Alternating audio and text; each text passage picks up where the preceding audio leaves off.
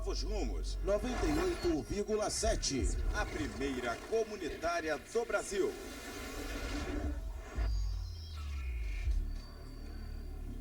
Bom dia, amigos e amigas, ouvintes da Rádio Novos Rumos. Está no ar o programa GAN Zona Mista. No programa de hoje iremos falar sobre vida, trabalho e propósito. Para estar conversando com a gente hoje, trouxemos aqui ele que é psicanalista, especialista em saúde mental, palestrante do Exército Brasileiro, Anderson Rodrigues. Anderson, bom dia. Seja muito bem-vindo ao nosso programa.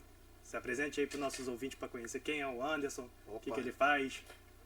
Fique à vontade. Muito bom. Estou muito feliz de estar aqui. Primeiro, bom dia a todos que estão aqui, claro. Nossos amigos, gente que eu não via há um tempo, né? É verdade. A gente não via há um tempo. Mas para quem não sabe, sou cria de Queimados, né? Nascido e criado Queimadópolis para os íntimos. Queimadópolis.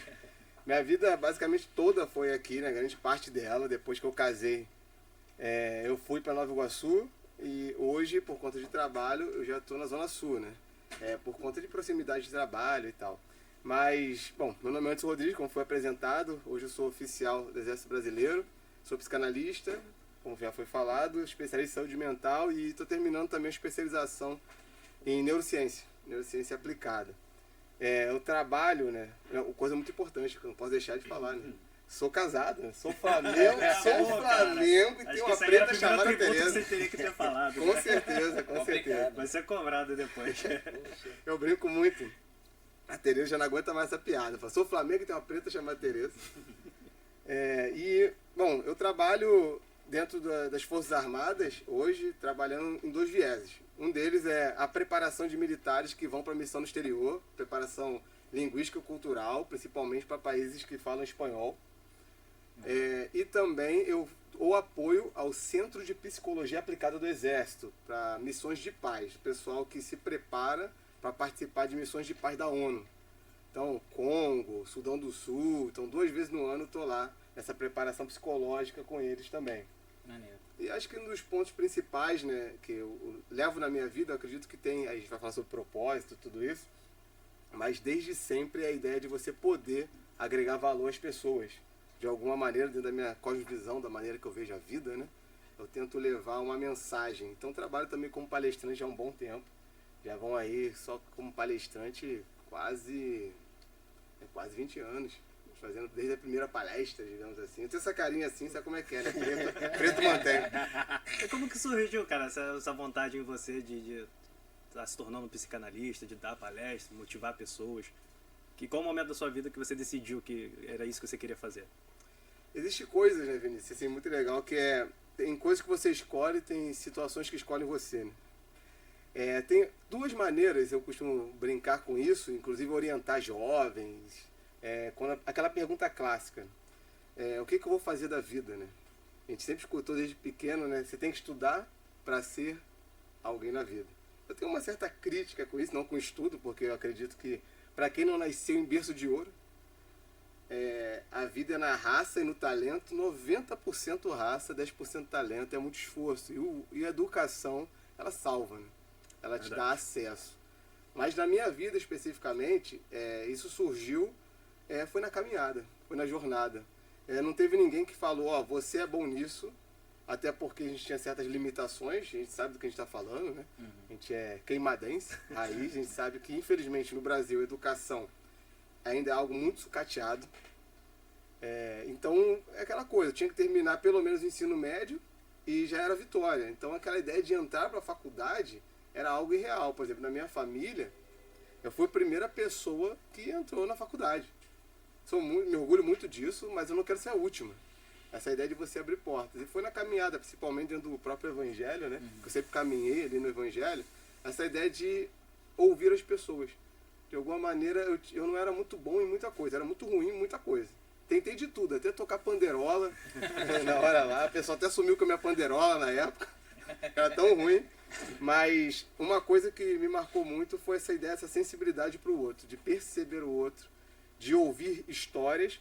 E eu tinha muita dificuldade de falar em público, isso é muito interessante. Então eu lembro que a primeira vez que eu fui falar, sério, primeira vez que eu fui falar em público na escola, eu quase desmaiei, eu passei mal, literalmente, fiquei zonzo, tive que parar, comecei a chorar, desesperado. E aquilo foi um desafio para mim. E eu lembro que essa caminhada de fé me ajudou muito, que eu comecei a ter acesso, trabalhei em tudo, trabalhei com criança, portaria, tudo que você pode imaginar. Eu trabalho desde muito cedo, comecei a trabalhar com 13 anos, vendendo coisas, vendendo Natura Avon pode patrocinar aqui. Você trabalhou junto com o Dudu? Que o Dudu tinha uma fábrica clandestina que ele abriu pra gente aqui, vendia cloro, desinfetante.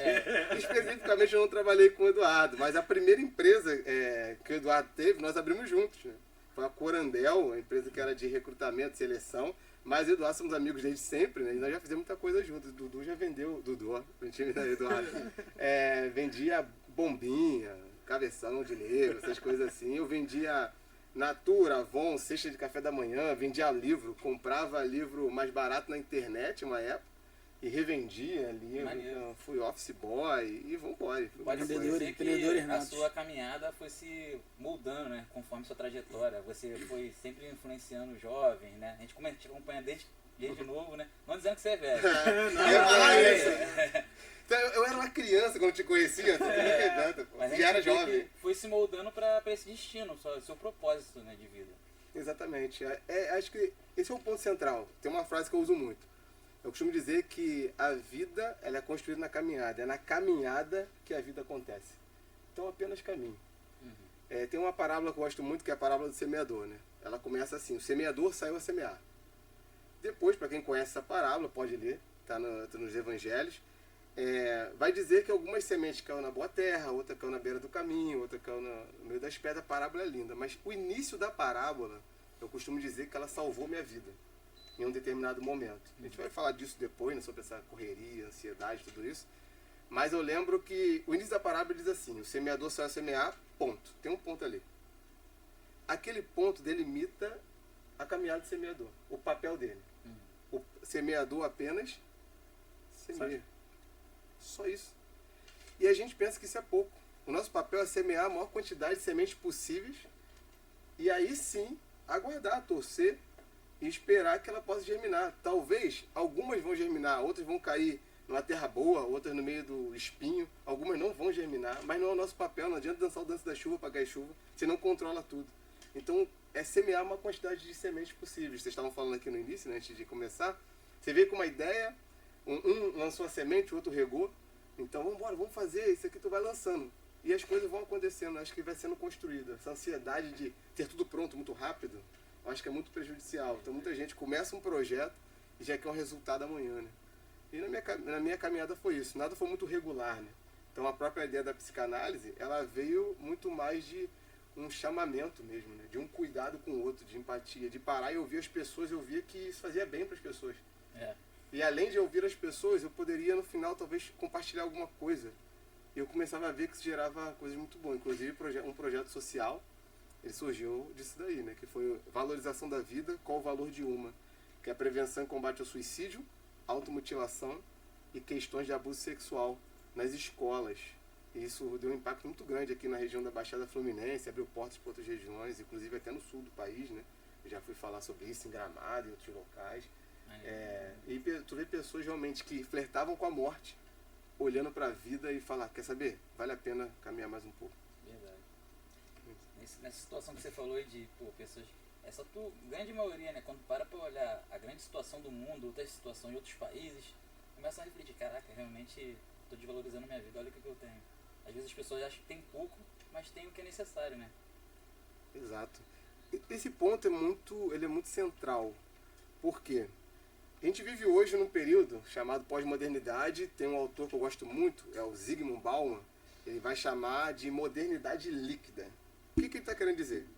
Aquelas coisas que eram depois do pós-guerra, que ele vai falar sobre isso, a caída do muro, mas de uma maneira mais clara e direta para as pessoas que estão nos assistindo e ouvindo.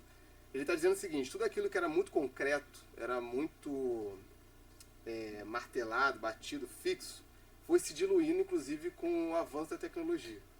Então, por exemplo, algumas questões relacionadas à família, valores, algumas coisas são muito diluídas. Ele vai falar que em tempos líquidos, nada é para durar, inclusive relacionamentos.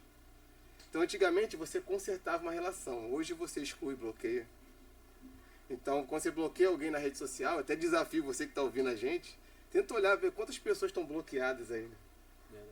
Então você bloqueia alguém, na verdade você está tentando eliminar aquela pessoa da sua vida. Mas como você não vai dar um tiro nela, até porque você pode ser preso, você tem outros meios hoje. Então você entra numa sociedade muito diluída. Resumindo a questão que você levanta aí, né? A questão da imagem, da insatisfação. Eu costumo dizer que nós vivemos num tempo de insatisfação compulsiva. O que é isso? Você olha para as redes sociais, a vida do outro sempre é melhor que a sua. É impressionante. A grama do vizinho sempre vai ser mais verde. Exatamente. Sempre foi assim, no sentido que os seres humanos têm essa questão, né, de olhar, invejar. Mas a rede social, ela acabou potencializando. Não sou contra, até porque eu uso muito a rede social, inclusive para trabalho. Mas você olha a vida do outro, você começa a olhar a vida do outro e achar que a sua é insuficiente. Então gera uma sensação de insuficiência.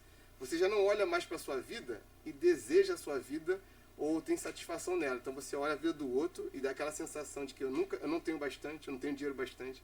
Meu carro não é bom bastante, talvez durante um ano. Meu celular não é bom bastante. Eu não tenho um tanquinho na barriga. Isso aí é preocupante porque, assim, se você olhar, as realidades são totalmente diferentes umas das outras. Eu tenho uma vida diferente da sua, né, do Felipe. E quando você leva isso para dentro do campo da rede social, você vê que você acaba acarretando alguns transtornos em outras pessoas, né? Desencadeando alguns transtornos devido a isso. Porque a pessoa olha para a sua vida e quer, né, faz a comparação ali e fala, pô, caraca, mano, por que eu não consigo ter uma vida igual a dele? Perfeito. Certo. Exatamente. Esse é o ponto central, né? Só que nesse mesmo momento que você está olhando a vida do outro e está invejando e achando a sua vida horrível, uma droga, tem alguém olhando a sua. Então você gera um ciclo vicioso de insatisfação. Essa ideia de que eu sou insuficiente. E aí essa insuficiência é um problema, porque infelizmente as pessoas confundem aquela ideia de ter alguém com coração, a mente empreendedora, de querer buscar mais, com essa ideia de uma compulsão de insuficiência, relacionada à insuficiência. Existe até uma fobia hoje chamada cacorrafiofobia. Rapaz, Nossa, essa é Não, nova, essa é não consigo nova. nem replicar o que você falou. Né? Cacorrafiofobia é a fobia do fracasso, o medo de fracassar. Você não tem noção da quantidade de pessoas que, se você olhar para a vida dela, eu olhar, você vai falar, nossa, minha meta. Mas ela se sente extremamente fracassada. Ela olha a vida e não tem satisfação, não tem contentamento. Isso talvez seja uma das coisas mais duras, porque quando você começa a entrar nessa caminhada de empreender, que é o caso de vocês também, eu também, né? De empreender ou de construir algo que seja relevante, não é incomum a comparação. Nós somos assim. O problema não está na comparação. O problema é você olhar a vida do outro e querer transferir a vida do outro para a sua. Pessoas são totalmente diferentes umas das outras. E a sua percepção, deveria ser assim pelo menos, do que é sucesso, do que é ser bem sucedido, ela tem que variar. Se está todo mundo achando que sucesso é uma coisa só, tem alguma coisa errada, porque tem uma mente que está definindo isso.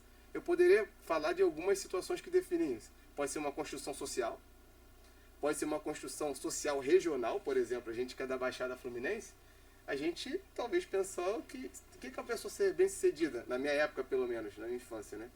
Basicamente, terminei ali, tenho o meu trabalho, ok, de repente ter uma loja, também não tem nada de errado, ok, beleza. Mas era a concepção que existia, né? Era com a construção daquele local. Então algumas coisas eu falo, não, dali não dá pra mim, pô. Eu não consigo passar, sei lá, pra uma Amanda da vida. Eu não consigo, ser diplomata. Eu nem sabia que isso existia, a própria diplomacia.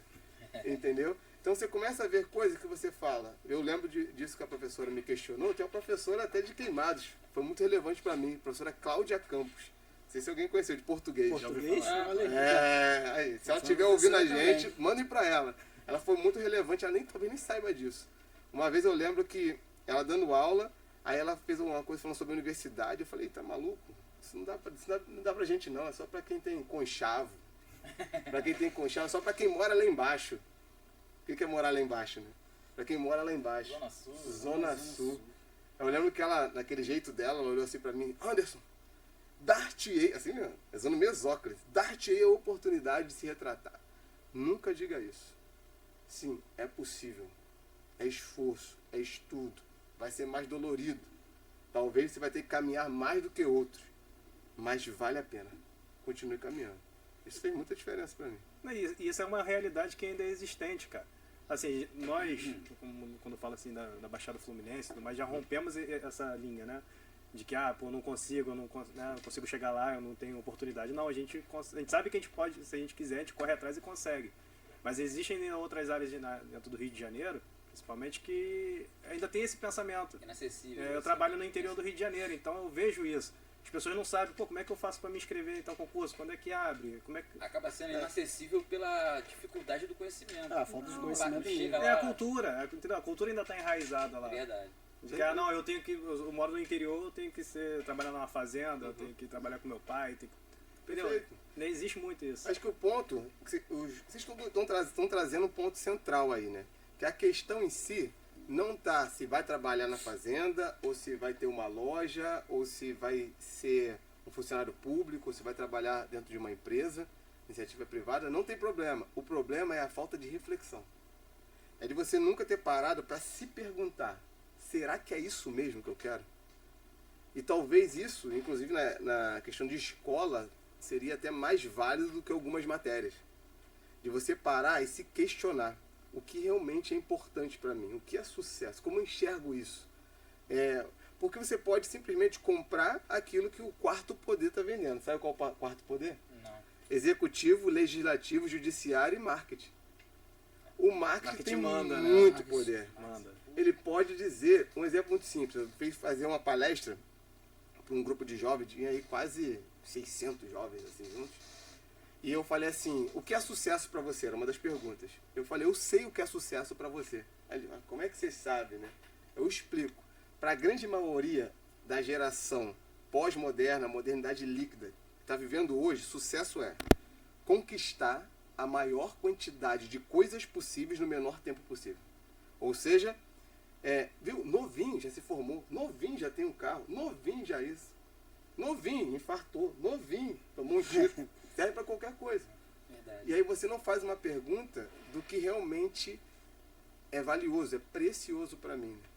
E isso é uma pergunta que pode parecer muito filosófica, a gente vai poder explorar isso quando a gente falar especificamente sobre sucesso. Mas de mostrar isso na forma prática, que para mim é o passo 01, cara. É o passo 1 que todos nós devemos parar algum momento da nossa vida, quanto antes melhor. E perguntar, eu estou seguindo esse caminho por quê? Porque mandaram eu seguir? Porque me impuseram para seguir? Porque disseram para mim que é o melhor? A iniciativa no Brasil, iniciativa pública, ou seja, um concurso público, já está no inconsciente coletivo, que é a vida. Depende. Você pode ser alguém, por exemplo, eu atendia na Barra da Tijuca. Eu atendi algumas pessoas e uma delas me chamou muita atenção. A pessoa, ela saía hoje do Rio de Janeiro para ir assistir amanhã Real Madrid e Barcelona e voltava no outro dia. Tá dentro da tua realidade? Da Nem sua? um pouco. Tá muito distante. Mas você vê conversando, trabalhando com essa pessoa, você via uma insatisfação, olhava para a própria vida e se achava um fracassado. Então ele chegou num lugar onde a maioria das pessoas querem chegar.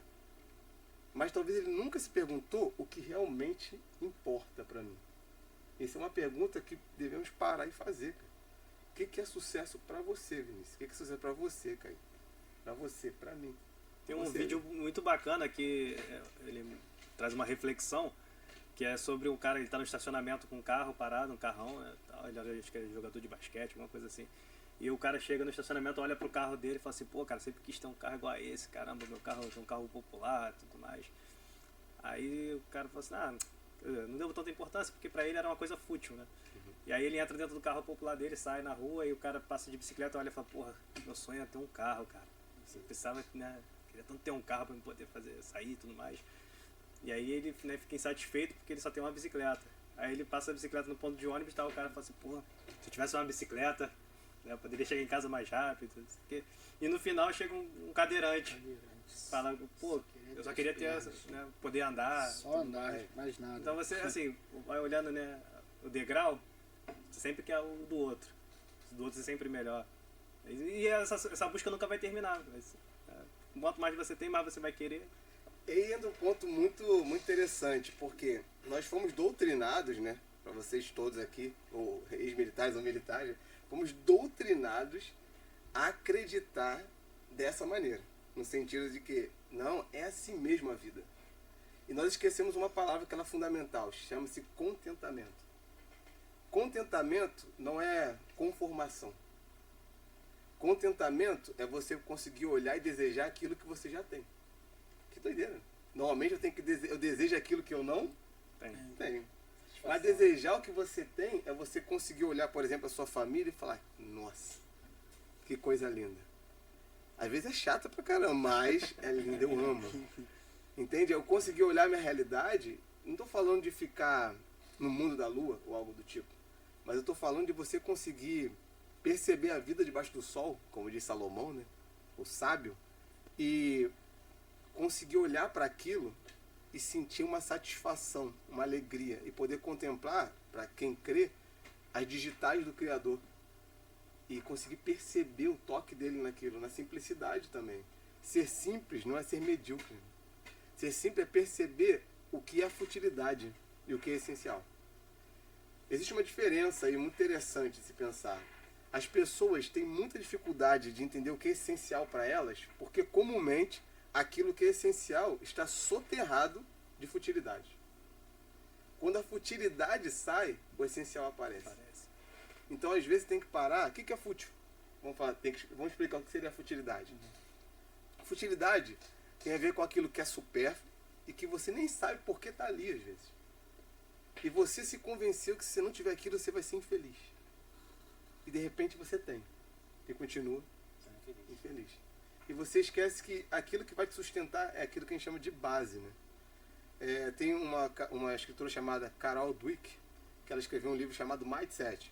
Não sei se vocês já ouviram falar. Muito bom, vale a pena ler. Basicamente está dizendo o seguinte, existem dois tipos de mentalidade. Mentalidade fixa e mentalidade de crescimento progressivo. Mentalidade fixa é algo que é construído. Mentalidade de crescimento é algo que vem com você, inato.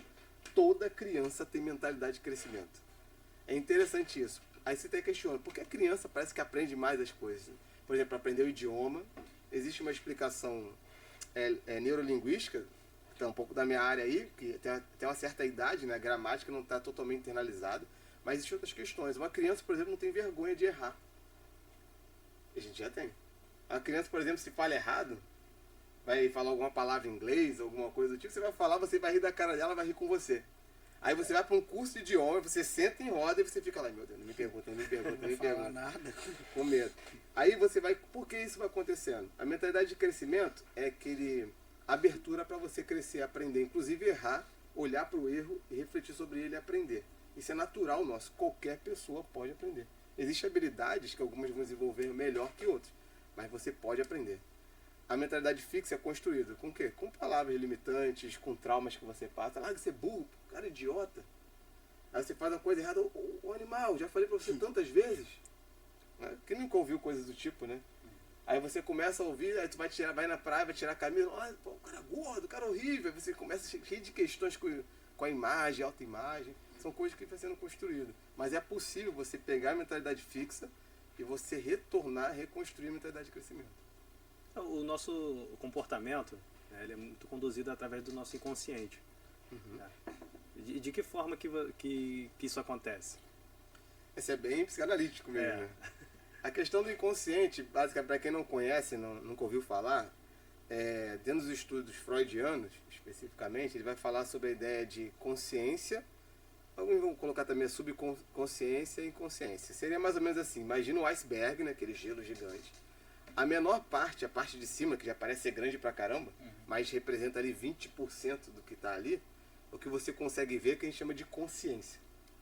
A subconsciência é aquela parte da água, quando o iceberg começa a tocar a água, um pouquinho mais abaixo é a subconsciência. Você não está vendo especificamente, mas você consegue ter acesso. Você dá um mergulho ali, você consegue. O subconsciente é aquilo que está bem profundo. É mais de 70%, 80% de todo o conteúdo que está aí na sua cabeça é inconsciente. Mas está registrado aí. O problema é que a maior parte das decisões mais relevantes, mais assertivas e mais profundas, elas vêm das questões inconscientes. Como é que o inconsciente ele é construído? Ele vai ser construído com as informações que você recebeu na sua vida, com informações que têm a ver com afeto. Eu vou falar depois de afeto, que acho que é algo muito importante. Afeto não só no sentido de afago e carinho, mas de afetar e ser afetado. De atingir e ser atingido. a vida também afeta, no sentido de que tudo que eu faço afeta alguém e o que eu deixo de fazer também afeta, sim ou não? Sim. Se eu deixo de fazer o que tem que fazer, alguém vai ter que fazer. Com certeza. Vai acabar afetando. Então nós somos afetados o tempo todo. Essas marcas que a gente traz na nossa vida, elas podem nos impulsionar ou limitar muito. Um exemplo muito, agora dar um exemplo assim, para ficar mais claro. Por exemplo, se uma pessoa, ela ouviu a vida inteira, né? Ela lidou a vida inteira com pobreza e miséria e ter que sempre ficar no desespero contando moeda para conseguir comer, ela vai ter uma relação com o dinheiro marcada por essas questões. Algumas dessas lembranças ele nem lembra, está no inconsciente, ou seja, você não tem acesso. Mas em alguns momentos, isso vem à tona. Você vai, uma frase que alguém lança e ele vai falar, por exemplo, assim, vamos embora viajar, vamos sair, só se vive hoje, só se vive uma vez. Para aquela pessoa que o dinheiro representava para ele sempre falta, ela vai ter muita dificuldade. Vai ter um gatilho, né? Vai ter um gatilho. Ou, por exemplo, traumas mais intensos, a gente poderia falar, desde questões de abuso que a pessoa sofreu. Isso vai, por exemplo, no relacionamento. Uma pessoa que foi abusada sexualmente, isso é muito mais comum do que a gente imagina. Na sua infância, ela vai ver relação, toque com o outro de uma maneira muito complicada. Isso pode afetar, inclusive, o casamento. Então, o inconsciente, ele tem muito a ver. Ele não é determinante, no sentido de que não tem para onde correr. É sim. É síndrome de Gabriela, né? Eu nasci assim, vou morrer assim, Gabriela. Não, mas ele dita muita coisa. Eu volto para o ponto 1 que eu falei. O primeiro passo é tomar consciência das nossas limitações, das nossas dificuldades mesmo. É perceber isso. Tem até sei que estou falando bastante aqui, estendendo, mas você pode me Não, interromper. o tempo é seu, cara. Fica à vontade. Essa é a ideia, essa é Tem a ideia. uma pergunta que eu faço, eu lembro que é uma pergunta muito comum pro brasileiro. Você passa por alguém na rua, você olha pra pessoa, normalmente o que você fala, né? Bom dia. Como você tá? Como é que você tá? Não é isso que a gente fala? Ei, como é que você tá? É quase o 0,21, depois vem o complemento, né? Então você passa pela pessoa e você faz essa pergunta. Ei, como é que você tá? O que a pessoa normalmente responde? Bem, Bem. Independente do que esteja, vai responder bem. Não é? E é o Isso que é coisa acontece. é muito brasileiro, isso é muito latino, muito brasileiro. Eu fui perceber isso lá no exército. Olha que interessante isso. Então você passa a pessoa e como é que você tá? Bem, bem, bem. A pessoa tá um caos, a vida dela tá destruída, ela tá até flertando com a morte de repente. Mas vai falar que tá bem. Por quê? É quase um tratado social, isso é inconsciente. Você nem pensa sobre isso. Eu pergunto como é que você tá e eu espero que você responda bem. Olha isso. Eu conversando com alguns cadetes que a gente recebe lá, né, de Nações Amigas, recebi um que é de vietnamita, alguns vietnamitas também, tem de vários lugares, Arábia Saudita, imagina, cultura totalmente diferente. Ele chegou para mim assim, senhor, pois não, uma pergunta, por que vocês aqui sempre ficam perguntando a gente como é que a gente está? Por que não? É muito estranho pra gente não faz isso. Não? Como é que é, ele? É simples. Você nunca pergunta isso para a pessoa. Por quê? Para você perguntar isso, você tem que ter realmente intimidade e realmente querer saber. Olha isso. Realmente tem que se importar. Porque se você perguntar, a gente vai responder. agora você vai me ouvir. Você quer saber? Agora imagina você, o brasileiro, fazendo isso. Tá passando na rua. Como é que você tá? O cara olha pra tua cara, minha vida toda, cara. Quando acontece isso, tu fica, não, E agora Você fala, não, cara, não quero saber essa história, não. Essa fase eu nunca passei. Chega lá e fala, pô, essa fase eu nunca passei. Exatamente.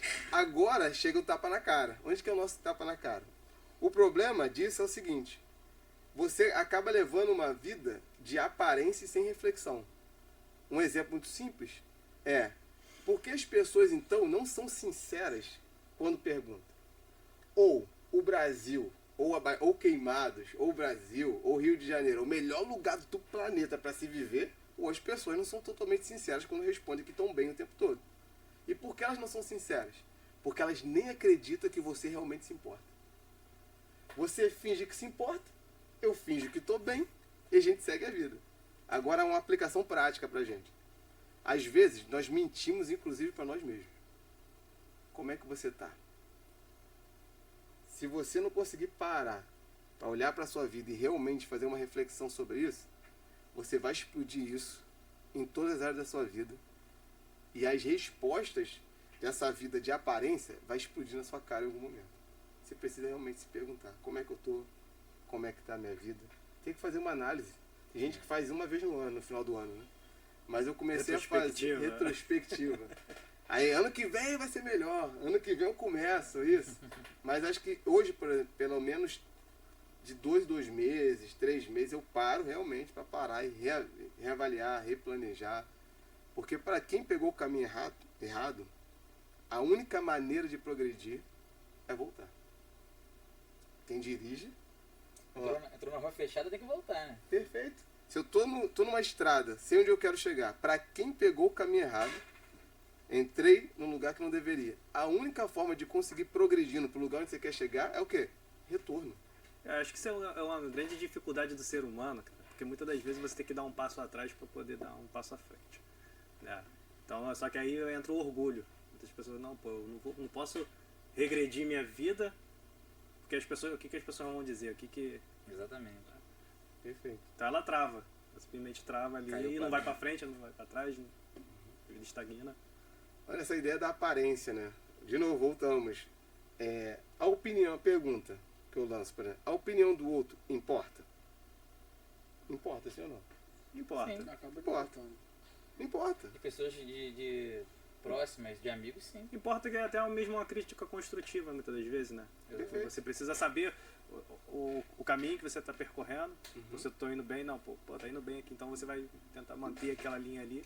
Ou então, não, pô, tu tá errando aqui, pô, então vou consertar, vou fazer diferente aqui para poder... Tem Perfeito. muito. Ah, Tem não. muito. Aí entra um ponto muito legal, que é a opinião do outro, sim, importa. Uhum. Só que tem umas perguntas importantes serem feitas em cima disso. Que é, por exemplo, na crítica. Existe crítica construtiva? Essa é uma Existe, questão bem sim, filosófica. né? Existe. Beleza. Como que eu sei que aquela crítica está sendo construtiva? Isso aí é um ponto... Quando você tem certeza que aquela pessoa quer seu bem. Opa, chegamos num ponto aí, perfeito. Existem alguns critérios para você saber se a crítica é construtiva. Um dos critérios é: a crítica de alguém só é construtiva se aquela pessoa está querendo te ajudar a construir. Se aquela pessoa que está ali é uma pessoa que tem agregado valor para você. Opa, vem cá aqui, eu vou te ensinar como é que faz. Exatamente. Porque uma crítica, simplesmente uma crítica lançada, ela não pode ser construtiva. Porque se eu estou criticando algo que você está construindo, eu estou dizendo para você que aquilo está errado. Inclusive, eu posso estar tentando tirar aquele tijolo que você colocou. Isso é uma crítica. Sim. Não faça isso, não é por aí, está errado. Só que apenas falar que está errado não resolve muita coisa. Sim, sim. Então, o primeiro critério para você saber se uma crítica é construtiva é perguntar: quem está me criticando? Lembra da opinião do outro? Quem é esse outro? Porque se eu defino que aquela pessoa, alguém que se importa, tem uma frase que eu gosto muito que é a seguinte: as pessoas não querem saber o quanto você sabe se elas não souberem que se importa com elas. Não importa se você é um líder e você tentar esfregar na cara dos outros seu currículo. Isso funciona para um relacionamentos mais rasos de rede social, por exemplo. Você vai seguir pessoas que você acredita que são melhores que você, normalmente, para quem está com essa ideia de empreender, por exemplo. Pessoas que você olha e fala: pô, esse cara é bom. Você vai seguir ela pelo currículo dela. Só que chega um certo nível no que tange relacionamentos, não importa apenas o que ela sabe. A pergunta que você vai fazer é: ela se importa comigo? E talvez isso não vai sustentar, inclusive, na ideia de liderança. As pessoas então vão se seguir por medo. Mas se elas percebem que você se importa, elas vão respeitar o que você diz. Então talvez um critério é esse. Não é incomum você ter pessoas, por exemplo, que vivem pela opinião alheia. São desesperados pela opinião alheia. Ela sabe que aquilo não é o que ela quer. Ela não gosta daquilo. Ela está sofrendo. Mas dentro do status social, aquilo é bom. Dá curtida. Entendeu? Complicado pra caramba. A primeira coisa que a gente vai discutir... Vai falar. Mas a primeira coisa que quando a gente faz, por exemplo, a gente posta um vídeo. A gente está aqui fazendo o nosso podcast, tudo mais, a gente faz o corte lá, lança o vídeo na rede social. Então a primeira reação que a gente espera é o quê? Pô, quantas curtidas teve? Com certeza. Quem me Exatamente. seguiu, cara? Então assim, não tem jeito, isso aí é, né, o subconsciente. É instintivo mesmo. É o instintivo. Você quer que aquilo ali tenha uma reação, que as pessoas aprovem. Né? Isso é justo. E Até também certo tem ponto isso é justo. a questão também que quando a gente fala assim, a gente só postou o vídeo, aí a pessoa chega e fala: pô, não, valeu, caraca, maneiro, mano, pô, valeu, show de bola. Mas entra na crise construtiva, igual no quartel mesmo. Quando eu cheguei lá, o cara falou: pô, cara, pô, tu tem que falar isso essa hora, pô, tu deu mole naquilo ali, entendeu? Eu acho que isso aí chega aquela ser construtiva, não é só aquele tapinha nas costas e falar, pô, show, o bagulho já tá maneiro, tá show de bola, mas Nem pô... Quer ver se tu tá se afundando É, e o pô, cara entendeu? tá... Vai, entra É aquela, de novo. pô, valeu, tá show de bola, mas só que, Honestidade de novo, né? que aí É bom. volta, pô. Aí fala, pô, cara, tu errou naquilo ali, pô, tenta falar, pô. Eu até recebi outro dia, falei, pô, tenta falar menos gírias. Falei, pô, não, tá ligado? Tipo assim, tu pega, tenta acatar aquilo ali e fala, pô, não, realmente aquele ali, ele viu, ele prestou atenção e tá querendo me ajudar, entendeu? Não é aquela coisa tipo, vai lá, continua falando É da maneiro, gíria, vai pro continua buraco, show de né? bola, pô. Eu tenho até uma situação, que como você falou de empreender, que eu tive muitas críticas construtivas. Mas ela vem em seguida com conselho. Ela não vem só, ó, não faz isso. Não faz isso por isso, isso e isso. Antes, como eu falei até com o Dudu aqui no outro programa, né, eu estudei um pouco a área, li bastante provérbio, vi parte de Salomão ali, vi que, pô, pra empreender o cara é certo pra se seguir, não tirando o mérito de nenhum empreendedor de sucesso, mas é um cara que a maioria das pessoas se baseiam nele. E eu fiz isso. Fui um montão de amigo meu que tem empreendimento de sucesso e muitos deles falaram coisas que eu não queria ouvir. Entendeu? E eu parei pra analisar, eu falei, realmente. Depois com o tempo que você vai começando, você vê realmente que aquelas pessoas estavam certas, mas elas deram a crítica e deram um conselho. E eu segui. E graças a Deus foi certo, mas tu vê que hoje em dia eu vejo que as pessoas às vezes falam uma coisa que você não quer ouvir, mas é pro seu bem. Perfeito. Perfeito. Isso requer maturidade, né? Claro que a gente pode entrar numa questão bem cultural, né? O brasileiro normalmente ele pessoaliza muitas coisas, traz muito pro pessoal. Então você fala uma coisa, a pessoa já acha que o problema é com ela e você... em outras culturas, especificamente, isso é um pouco diferente. Por exemplo, numa cultura norte-americana, que tem essa questão muito times money, essa coisa toda do empreendedorismo e tal, nesse sentido que as pessoas já entram, por exemplo, para empreender, já esperando que podem fracassar aí, ou pode não dar certo umas 2, 3 vezes, ou até mais. Então ela já espera isso. Já a gente não, o brasileiro já vai empreender já querendo que dê tudo certo e vai ficar milionário amanhã. Aquela coisa meio da Mega Sena, né? E aí requer uma certa maturidade mesmo, inclusive para ouvir uma crítica que é realmente construtiva. Então perceber quem está criticando, avaliar a crítica para ver se tem fundamento. Você tem que ter senso crítico sobre a crítica. Exato. Faz algum sentido isso que ele está falando? Por exemplo, se ele questiona, está falando muita gíria. Tá, mas do que ele está falando? Eu estou desenvolvendo um trabalho manual. O que tem a ver uma coisa com a outra, né? Entendeu? Mas não, você trabalha com podcast, por exemplo. Você precisa trabalhar oratória. Normal. Exato. Claro que não necessariamente precisa falar igual a alguém, um cara que você tem um Cortella da vida, ou algo do tipo. Mas de repente você tem uma marca sua, que requer uma linguagem mais informal, não tem problema, vocês estão construindo uma marca. Mas, por exemplo, a oratória, a maneira que você se expressa, como você olha para o público, para outra pessoa, isso faz diferença. Porque isso melhora a comunicação. Basicamente, a maior parte da comunicação não é o conteúdo. Essa é a parte mais louca. As pessoas chegam para mim, pô, como você consegue palestrar para 1000 pessoas, por exemplo? Ah, porque você é professor. Não, negativo. Você pode pegar um professor, colocar lá em cima, ele vai travar. Tem a persuasão, né? Exatamente. Saber os momentos ali. Perfeito, porque a palestra, por exemplo, é outro gênero. O gênero da palestra não está na área de ensino, necessariamente. A palestra é entretenimento. Está no mesmo gênero de show. Sim. Só que é um show que você vai ter que passar pelas emoções, você tem todas as questões, mas é para passar um conteúdo.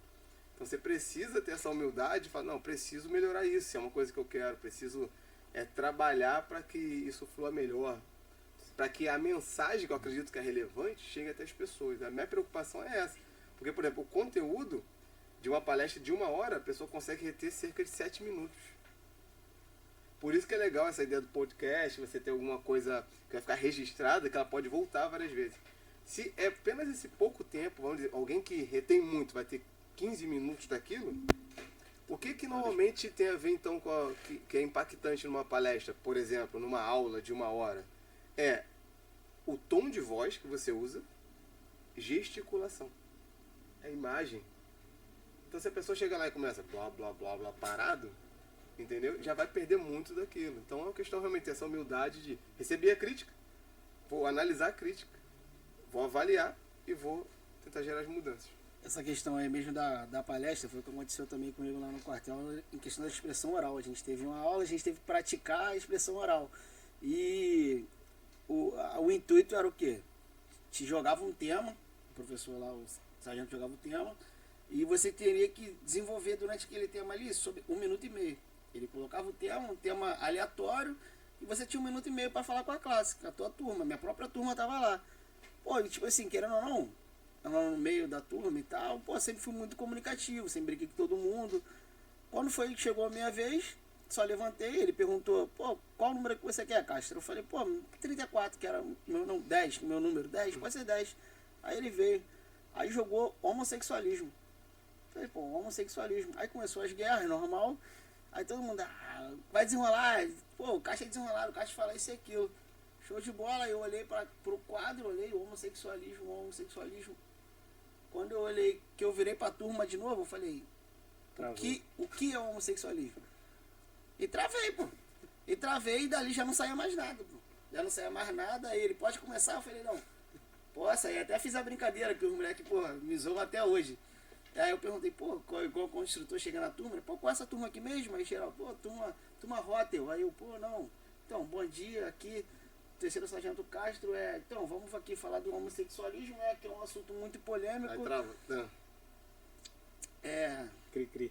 Então, veja Aí eu bem, olhava isso e nem pô, comum, não. quando eu olhei, era minha turma, tipo, que eram 30 não, acho que era 20 cabeças, assim, olhando pra mim, eu assim, na frente da turma, o desenrolado, o maneirão, e eu, Então, veja bem, né? Veja bem. eu andava, fazia todo o procedimento ali da expressão oral, tentando botar a mão no bolso, nada, mas já suando, Isso e é todo mundo comum. falando, e pô, Eu vou te falar, isso é muito comum. Isso é comum primeiro porque falar em público é considerado os maiores medos do mundo. Tá entre os dois principais medos ali, variando. Primeiro, segundo, terceiro, fica ali. Falar em público é desesperador para uma grande parte das pessoas. Por quê? Porque, na verdade, você não tem um medo de falar em público necessariamente. Eu até não gosto desse termo. Você tem medo do julgamento. Porque falar em público a gente está falando. Isso aqui já é um público. Só que quando você muda a ideia que a gente chama de topos, né? O local de fala, o lugar onde você está falando, né? A localidade, por exemplo. Uma coisa o Anderson, eu tenho visto vários etos. O que seria etos? Roupa social. Exemplo. Eu tenho etos de filho, eu tenho etos de marido, eu tenho etos de professor, eu tenho etos de militar. Eu tenho vários tipos de etos. Ou seja, não adianta eu falar com a minha mãe como eu falo com um soldado. Ou falar diante de um juiz como eu falo com o meu aluno. Então tem que ter essa percepção que vai mudando. Algumas pessoas, você não precisa me ser bom em tudo. Cada um vai ter ali as suas áreas. Por exemplo, existem temas que são mais complexos. Quando você fala sobre homossexualidade, né, que é o termo normalmente que se usa, né, homossexualidade, é um tema como tantos outros. Você vai falar sobre racismo, sobre homossexualidade, sobre suicídio. São temas que normalmente vem uma carga social, emocional ali já complexa. Então não é simples falar. E são temas que requerem um certo estudo mais profundo. Porque você vai afetar muita gente, de alguma maneira, que vai se sentir ofendida, chateada, ou não também, né? São temas que são importantes de tratar. Mas a gente estava falando sobre isso, eu fiquei pensando aqui em duas questões. Né? A gente estava falando sobre essa questão de caminhar pela vida. Eu citei aqui os Estados Unidos, né, como essa nação que as pessoas olham referência e tal, isso aquilo, que realmente tem muitos louros, né, coisas muito boas, mas também tem coisas muito ruins, tem que ser dito. Como toda nação, né? Como toda nação, todo ser humano. Todo ser humano. E aí tem uma frase deles que é interessante, que é time is money, que tempo é dinheiro. Isso é interessante quando a gente fala desse tema sobre trabalho, vida, porque eu trago uma outra reflexão em cima disso. Eu costumo dizer que tempo em si, eu entendo como se fala isso. Por exemplo, você ganha por hora na maioria das vezes, né? Quanto é a sua hora de trabalho? Só que eu acho que tem uma reflexão mais profunda aí. Tempo não necessariamente é dinheiro. Tempo é vida. Você completa anos de vida. Verdade. Você marca a sua vida por tempo. Por exemplo, quando você fala sobre tempo, você está dizendo o seguinte: cada dia a mais é um dia a menos. Verdade. Então, cada dia a mais que eu estou nessa terra é um dia a menos que eu estou nessa terra. Dito isso, acho que um ponto muito importante é como você tem trabalhado, investido e colocado o seu tempo. Porque quando, por exemplo, dedico tempo a algo, a alguém, eu não estou dedicando necessariamente só tempo, só cronômetro, estou dedicando uma parte da minha vida. Se eu tenho um tempo com o Vinícius, de qualidade, é como se eu pegasse um pedaço da minha vida, embrulhasse e desse para ele de presente. Isso é uma pergunta importante, porque quando você vai ficando um pouco mais maduro, ideal que a gente aprendesse isso novinho, porque quando você é muito jovem, você acredita que você é um ser eterno, né? Você nunca vai morrer. É uma e tal. utopia, né? Aquela utopia, né? Só que você vai ficando, quanto mais velho você vai ficando, mais pessoas você vai ver partindo, mais reflexão você vai fazer sobre a vida e mais você vai começar a valorizar o seu tempo. E isso é importante, inclusive naquilo que a gente estava falando aqui antes de começar. Por exemplo, quando alguém pergunta pra mim e fala, toda vez que eu encontro com alguém aqui de Queimados ou Nova Iguaçu, e fala assim, pô, tá morando onde? Eu falo, pô, tô morando na Zona Sul. Ele, pô, que isso, hein? Aí, já venceu Qualidade e tal. de vida. Exatamente. Mas a maioria brinca por quê? Porque a primeira imagem que vem é da praia. É de lazer, necessariamente. Só que pra mim, a primeira imagem que vem não é da praia. É o custo. E não só custo, necessariamente. É o Porque, tempo. que aí eu vou pegar, segura esse gancho aí sobre preço. Me lembra de falar sobre isso. Mas a primeira imagem que vem pra mim é tempo. É vida. Porque como eu estudo, por exemplo, eu lembro que eu estudei saindo de Queimados para durante 3 anos, saindo de Queimados para Santa Cruz. Logo ali. De segunda a sábado. Meu ensino médio inteiro foi na escola técnica. Consegui passar na escola técnica e fui pra lá. Eu lembro da minha mãe chegar assim, não, estuda aqui no Dom João VI. Porque ela via que eu tava muito cansado. Imagina, eu encontrava com meus amigos voltando da night, cara, no sábado. Os caras falavam, que você é trouxa. Vai ser bobo, que mané estudar? E outras frases que não tem como falar aqui. Quantas vezes eu fui dar serviço no domingo, vi os colegas voltando da balada, né? Os caras te zoam, brigam 5 ou contigo. 6 horas da manhã, eu falo, caraca, eu tô indo trabalhar, os caras estão voltando da night, Descendo a cara. passarela, pô. Descendo a passarela pra pegar o Blanco aqui, todo mundo voltando do queimadão, aí tu. E por Aí, exemplo, rapaziada. eu acho justo, cara. Eu acho justo a ideia de você valorizar isso, porque faz parte da sua história. Só que, por exemplo, uma coisa é o Anderson, de 18, 17 anos, 16 anos, fazendo isso loucamente, imagina, pegando um japeri lotado, explodindo de gente, pessoal fumando maconha dentro do trem. E, pô, vários riscos que eu corria. Um garoto, era um menino. Uma viagem cultural, né? De Queimados a Santa Cruz. Imagina, você vê de tudo. Vê de tudo, né? Tem cada história, deixa pra próxima. Mas imagina isso, eu fazendo isso faz sentido, por exemplo. Foi um esforço que eu tive. Só que chega um determinado momento, eu tenho que me perguntar, né? Porque eu não tô ficando mais novo. Entende? Eu tô ficando mais novo. E eu fico olhando, pô, já cheguei a ver grávida sendo empurrado pra dentro de trem, cara, com o pé, né? Aquela coisa, a galera desesperada pra entrar em Deodoro, na Central do Brasil, grávida caindo, senhora caindo. Eu falei, cara, isso tá errado, cara. Calma aí. Eu tenho que olhar pro meu micro, lógico também, minha família. Eu falei, não, hoje, quando eu acordo lá, eu lembro que a primeira vez que eu acordei lá pra ir pro trabalho, eu vou andando pro trabalho. Eu olhei aqui assim, que estranho, tá sobrando tempo, tá sobrando dia. Eu fui caminhando assim, indo pro trabalho, olhando aquela orla. Nunca tinha olhado. Passando aqui assim, caminhando. Daqui a pouco a lágrima descendo, meu Deus do céu. Não, mas é verdade. Tô Entendeu? sonhando. O padrão muda, acho que o ponto central é isso. Quando você começa a olhar a sua vida no outro prisma, você vai começar a valorizar, inclusive, momentos que você pode ter mais da sua família. Eu posso fazer um curso, eu posso, por exemplo, chegar na minha casa em 10 minutos, o que eu levaria 2 horas. Olha o que eu posso fazer com 2 horas. Eu posso fazer um treino, eu posso fazer um curso, eu posso ter um tempo de qualidade com a minha família, com a minha esposa. E aí são decisões que a gente vai tomando na nossa vida também, né? É isso aí. Eu acredito que quem tem um controle do tempo ali, não um controle total, mas que consegue ter uma qualidade de vida com o seu tempo, isso aí, pra mim, na minha visão atual, é riqueza. Hoje em dia, assim, eu vejo como uma riqueza isso. Olha a percepção de sucesso mudando, entende? O que é riqueza pra você? O que é sucesso? Você falou sobre preço? Sim. Até, só isso aí, passa até pra você falar sobre isso, você ia falar alguma coisa agora? Não, então, porque essa questão do tempo aí, né, tem até uma frase que diz que a gente gasta a nossa saúde para acumular riqueza, chega lá no final a gente gasta essa riqueza para recuperar a saúde, né, então a gente morre como se não tivesse vivido. Perfeito. Tem 2 coisas legais, você vai falando, vai vindo as referências assim, na cabeça. Tem um textinho do Mário Quintana que é muito legal, vou falar já, mas sobre preço. Tem uma coisa que eu gosto de falar, é o seguinte, a diferença de preço e valor. Por exemplo, esse celular que tem aqui, se eu perguntar pra você, ele tem preço? Tem. Tem, lógico. Eu posso falar que definir um preço, você pode comprar ou não, dependendo se você acredita que o preço é isso mesmo. Eu falo o seguinte, que normalmente aquilo que tem preço não necessariamente vai ter valor. Isso aqui tem preço, na minha percepção talvez não tenha valor. Essa televisão aqui tem preço, então não tem valor nessa percepção. Aquele computador tem preço, não tem valor. A sua família tem preço? Não tem Não. preço. Você venderia a sua família por algum preço? Isso. Ah, 1 milhão. Tem até Um milhãozinho. um meme, né, que o pessoal posta. Tu venderia sua irmã por 1 milhão? Aí, mas aí, se não tem preço, então tem Tem valor. valor. Isso é um bom início pra gente pensar o que tem valor. Aí você fala, pô, você tá forçando a barra. Então quer dizer que nada que tem preço tem valor? Depende. Você pode agregar valor àquilo que tem preço. Por exemplo, se você tem uma casa de praia e você cria, gera memórias com a sua família, você agrega valor àquilo que só tinha preço.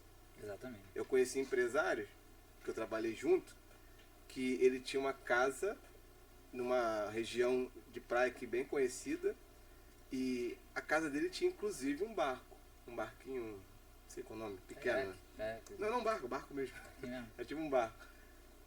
E já tinha quase 2 anos que não ia pra lá, pra usufruir. Tava pagando manutenção, tem que colocar. Custa caro. Tá entendendo? Só que, por exemplo, é algo que tem preço, mas ele talvez não agregou valor. Você pode agregar valor, né? Isso é muito importante. Uma coisa que também.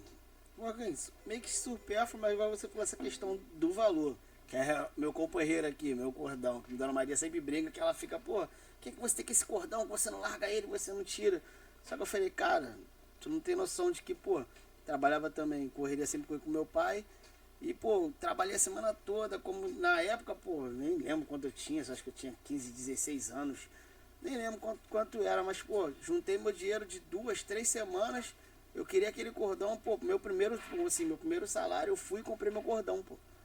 Então, tá ligado? Tipo assim, pode valer quanto esse cordão aqui? Não sei, na época foi 300, hoje dá 100, 150 vai levar. Mas, pô, eu não vou vender esse cordão nunca, pô. Por quê? Porque foi o valor que eu tive que de trabalhar, de conseguir ali com o meu primeiro dinheiro, juntei, sem pedir meu pai e minha mãe, e fui lá e comprei. Olha que legal isso aí. Se eu pego, por exemplo, esse seu cordão, coloco na minha mão, eu falo, isso aqui não vale nada.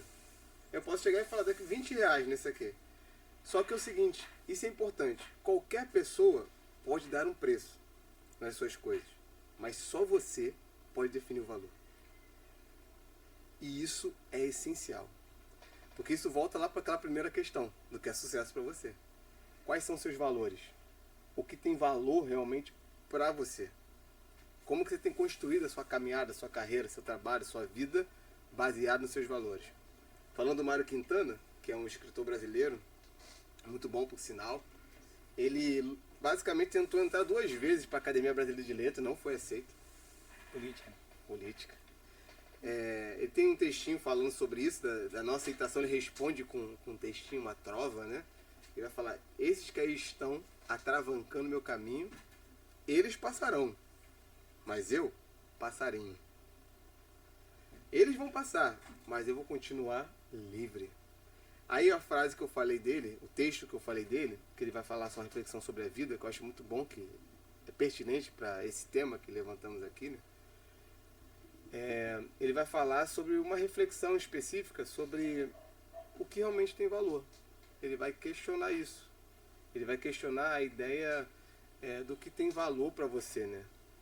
Ele vai falar sobre o que importa morrer se você agregou valor à sua vida. E você fez isso e deixou isso muito claro, e deixou um legado, né? Você levantou, por exemplo, a questão de utopia, antes de falar do Quintana. Tem um texto do Galeano. O cara tem muita referência, né? do Eduardo Galeano, muito bom, que ele vai falar sobre utopia. Questionário ele é o seguinte, sobre o que é utopia? O que seria utopia? Assim, uma frase, na opinião de vocês. O que é utopia? Coisa que você idealiza. Idealiza. De repente não vai se concretizar. E não vai concretizar. Basicamente é isso, tá perfeito. Utopia é algo inalcançável. Realização inalcançável. Tô perfeito. É perfeito. Olha que interessante isso. Aí questionaram isso pra ele. Tá, se a utopia ele é algo inalcançável, então pra que a gente fica batendo nessa tecla? Pra que serve? Ele responde com um texto. Olha o que ele diz. Todos os dias quando eu acordo, eu olho para o horizonte e lá eu vejo a utopia. Tento alcançá-la. Caminho um passo e ela se afasta um passo de mim. Dou 2 passos na sua direção e ela se afasta um pouco mais. Eu corro na direção da utopia e ela some no horizonte. Daí então me perguntam, para que serve a utopia? Então eu respondo, serve exatamente para isso. Para que eu nunca deixe de caminhar.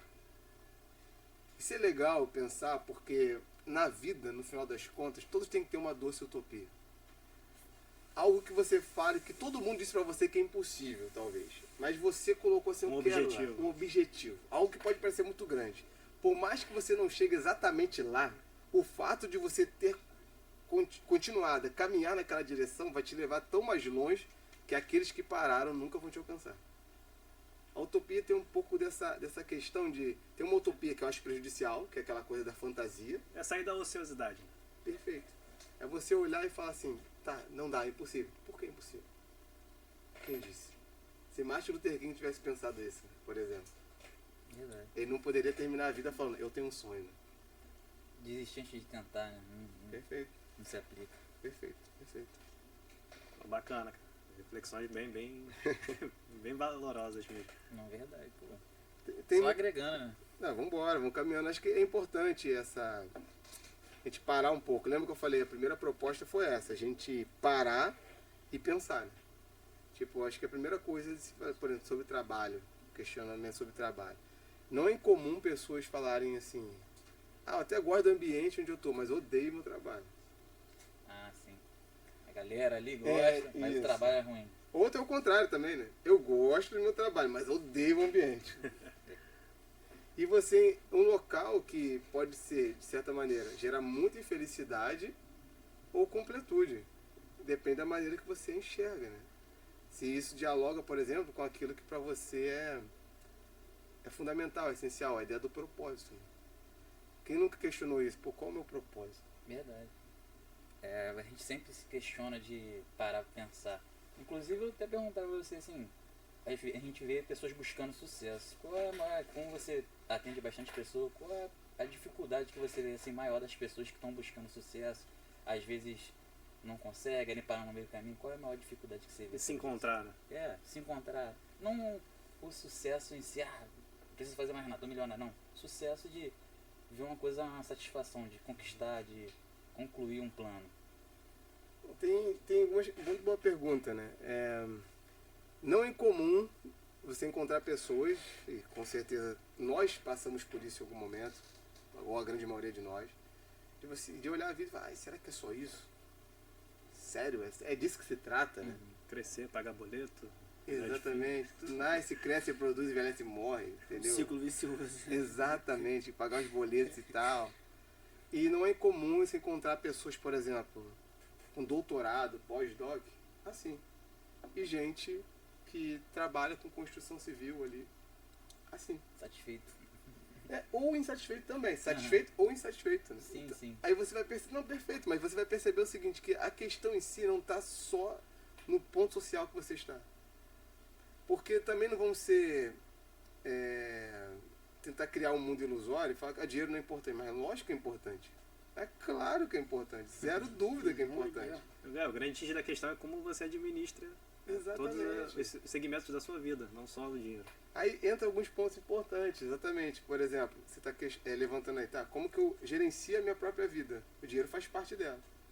Então, o dinheiro, ele é uma parte importante da minha vida, mas a minha vida não se esgota ao dinheiro. Tem gente que a sua vida se esgota ao dinheiro. Você não tem dinheiro, o dinheiro tem você. Sim. E aí você vai ver uma pessoa que pode ser extremamente bem sucedido em gerar receita, mas um fracassado em lidar com essa receita e vai se endividar. Vai ter gente muito bem sucedida profissionalmente, mas vivendo fracasso na sua vida pessoal. Olha os contrapontos. Então você tem o que eu chamaria de micro sucesso e um sucesso macro. O que é o micro sucesso? Você não vai arrebentar em tudo na vida. Você vai ter momentos de fracasso ou não. Sim. Mas aí você precisa definir o que seria um macro para você. Aquilo que se faltasse as outras coisas, isso aqui não poderia faltar. Digamos que, eu fiquei desempregado. mas a minha família está aqui comigo. Eu tenho uma rede de apoio de amigos que vão estar comigo durante esse período, inclusive vão até me ajudar até financeiramente, talvez. Mas, de repente, você está tratando como macro aquilo que é micro. Um exemplo agora, um exemplo técnico e um exemplo prático. Né? Tem um livro muito interessante que Harvard escreveu, né? Que é O Jeito Harvard de Ser Feliz. Eu recomendo, é muito interessante, é sobre felicidade. O questionamento é o seguinte, fizeram uma pesquisa, a maior pesquisa dentro desse segmento do mundo, tem podcast sobre isso, tem TED Talk sobre isso. E a pergunta básica é, o que é a felicidade? Pode parecer simples, né? Mas é profunda. O que é a felicidade? E eles fizeram uma pesquisa biopsicossocial dentro desse viés. Pegaram pessoas na sua adolescência, bem novos, e acompanharam até a vida adulta, até a velhice e a morte. 86 anos de pesquisa, mais ou menos. Uma pesquisa longa. Caraca. Para tentar responder questões, tá? Quais são os fatores preponderantes que deixam alguém feliz, que gera felicidade? Dinheiro traz felicidade, e responder essa pergunta. Tem aquela brincadeira, né? Dinheiro traz felicidade? Aí você fala, ah não, então me dá o seu e seja feliz. Mas qual a resposta, por exemplo, sobre essa pergunta? Eles disseram o seguinte, até certo nível na sua vida, o dinheiro ele é fundamental. Porque uma pessoa que passa fome e necessidade, ele não pode ter critério de felicidade. Ele está pensando em comer, cara. Sobreviver. Mas quando você passa dessa linha aí, você começa a ter saúde, educação, lazer básico, tal, o que a grande maioria de nós já tem, o dinheiro, na grande maioria das vezes, ele perde potência para gerar felicidade. Porque se fosse assim, gente milionária... Aí entra na questão da neurociência, né? Da dopamina. Você está sempre buscando mais dopamina. Ah não, pô, quero um celular novo, quero um carro novo, quero uma casa na praia, e aquilo ali vai gerando dopamina. Só que chega um momento que aquilo ali já não gera mais prazer. E aí você vai entrar na frustração, você entra... vai receber vários microchoques de dopamina, né? Pum, pum, pum. Tem um livro bem legal que é chamado Nação Dopamina, né? Que hoje a gente tem talvez seja uma das maiores drogas hoje, né? Consumidas. Vídeos. Exatamente. E também o fato de ser tudo imediato. Isso atrapalha muito. Do nada, lançou, tem um mês, iPhone 15. Do nada aparece um monte de gente com iPhone 15. Influenciadores, não sei o que, a pessoa, cara, eu quero iPhone 15. Preciso desse iPhone. Preciso. E a satisfação, que exemplo, eu agora tenho até um celular bom, mas eu fiquei tanto tempo com o outro, tipo assim, satisfeito. A gente não tem esse... Mas tem gente que tem isso. Geralmente, mais mulheres com influência, assim, tem essa coisa de querer seguir, negócio de influenciadores. Tem esse negócio de meter, de criar ansiedade, querer sair tudo que você tá falando. Eu sacaneio muito minha esposa, porque ela queria muito um iPhone na época. E ela ficou nessa fissura, eu preciso de um iPhone porque eu preciso gravar vídeo, eu preciso ter uma câmera boa, não sei o que, tal. Falei, beleza. Aí só que o iPhone tem aquelas restrições, na bateria geralmente não é muito boa, ela dura muito menos tempo. E aí ela fica brava, porque ela fala, pô, já descarregou, caramba, não sei o que. Pô, meu Motorolazinho tá aqui, ó.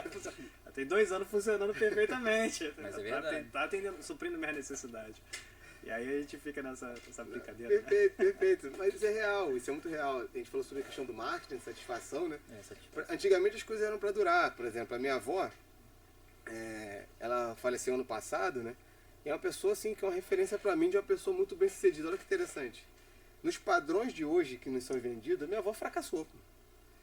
Ela não terminou o seu estudo direito. Ela não fez faculdade. Ela vendia doce. Entendeu? Por um período, foi o doce que ajudou ela a cuidar das crianças, da minha mãe, do pessoal lá. Ela passou por momentos muito difíceis. Os filhos que estudavam em escola pública. Exatamente. Até depois que a gente já tinha condições de, por exemplo, levar ela para viajar e ela não precisava mais vender doce ou algo do tipo, era engraçado que a gente chamava ela para viajar. Vamos viajar, você quer? Não, meu filho, tranquilo, fica aqui com as minhas plantas. Vender doce para as crianças, ela tinha um prazer naquilo, né? Porque teve gerações e gerações, por exemplo, o pai ou o avô levando o neto para comprar com ela doce que a Dona Jeová vendia. Né? O nome dela, Dona Jeová, né? Aleluia. O nome da avó era Jeová, Jeová Maria, muita santidade junto. Jeová Maria. E a minha avó ensinou algumas coisas assim, sem precisar falar, né? Pra gente. Uma pessoa extremamente contente com a vida. satisfeita. Pegando esse gancho, cara.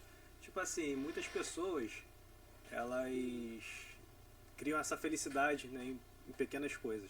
Só que hábitos saudáveis também se tornam vícios, né? Isso de alguma forma pode ser prejudicial. Interessante isso. O problema, tinha um professor que falava assim, o problema não é o problema é o muito. O que ele está querendo dizer? O problema não está necessariamente na coisa, mas o problema está no excesso da coisa. Uma pessoa que se vicia em exercício físico, ela adoece. Tão prejudicial quanto a depressão é a euforia excessiva. A famosa ideia da bipolaridade do ser, né? Você está eufórico, está depressivo. O problema está no equilíbrio. A questão, na verdade, está no equilíbrio. Você pode ter, entre aspas, hábitos saudáveis que vão deixar de ser saudáveis. Por quê? Porque você não conseguiu equilibrar aquilo. Aquela ideia do descontrole, quando aquilo começa a te dominar. Esse é o ponto principal. Aquilo se torna um domínio. Essa ideia, o problema da dopamina, está exatamente nisso. A dopamina é um neurotransmissor essencial, que tem a ver não só com felicidade, contentamento, prazer, alívio de dor. Uma criança, um adolescente que se corta, se autoflagela, se automutila, que hoje em dia, infelizmente, é muito comum nas escolas. Talvez tenha até adolescente, gente vendo a gente, sabe disso, tem amigos lá, pais que estão desesperados porque os filhos estão com várias marcas no braço, no corpo. Isso tem uma explicação científica, neurocientífica. Porque quando eu me machuco, eu bati o braço aqui, me lesionei, o meu corpo também produz dopamina para gerar alívio. Agora imagina a pessoa fazendo microcortes, gerando micro descargas de dopamina. E algumas pessoas ficaram viciadas nisso. E aí você vai para pornografia, aí você pode ir para um montão de coisa, que vai gerando várias questões, e aí vai gerando esse consumo desesperador de dopamina, e você entra naquela ideia de um mundo hedonista. O que é isso? A busca do prazer a qualquer custo. Sempre prazer. E aí entra a dificuldade, por exemplo, porque a maior parte do nosso trajeto não é só prazer. Inclusive, você que quer empreender, você começou um negócio, se for perguntar, as pessoas estão vendo a parte boa. Pô, programa maneiro, os caras são sinistros, fazem perguntas boas e tal, isso, aquilo. Mas só vocês sabem. Não vê os bastidores. Exatamente. Exatamente. E aí você fica fugindo o tempo todo de desprazer. Aí você vê pessoas que desistem o tempo todo de tudo. Tá escrito na minha cara aqui. Essa cultura de desistir, de fracassar é complicada, né? A gente tem que aprender a lidar com fracasso, com essas situações. A gente vê que hoje em dia a gente tem essa cultura de imediatismo que a gente acabou de falar, só que a gente tem que aprender a lidar com fracasso. Como que você aconselha, a lidar com uma situação de fracasso e pegar essa situação e levar para o lado positivo? Perfeito. O próprio nome, né? Isso é muito interessante, porque o próprio termo fracasso seria o oposto do sucesso. Né? Sim. Uma pessoa que não é bem sucedida é uma pessoa fracassada. Olha como isso é forte, né? Só que você não vai conseguir ter sucesso o tempo todo em tudo. Sucesso seria a ideia de ter êxito. Ter uma meta e alcançá-la. Ponto. Se você não teve êxito em determinada atividade, você fracassou naquela atividade. Só que o problema é que a palavra fracasso, ela ganha uma carga muito pesada. E aí a gente não deveria ter medo dessa palavra. Você pode até mudar, usar outro termo. Mas a ideia é de que os pequenos fracassos, eles também vão te forjar para que você construa a sua caminhada de sucesso.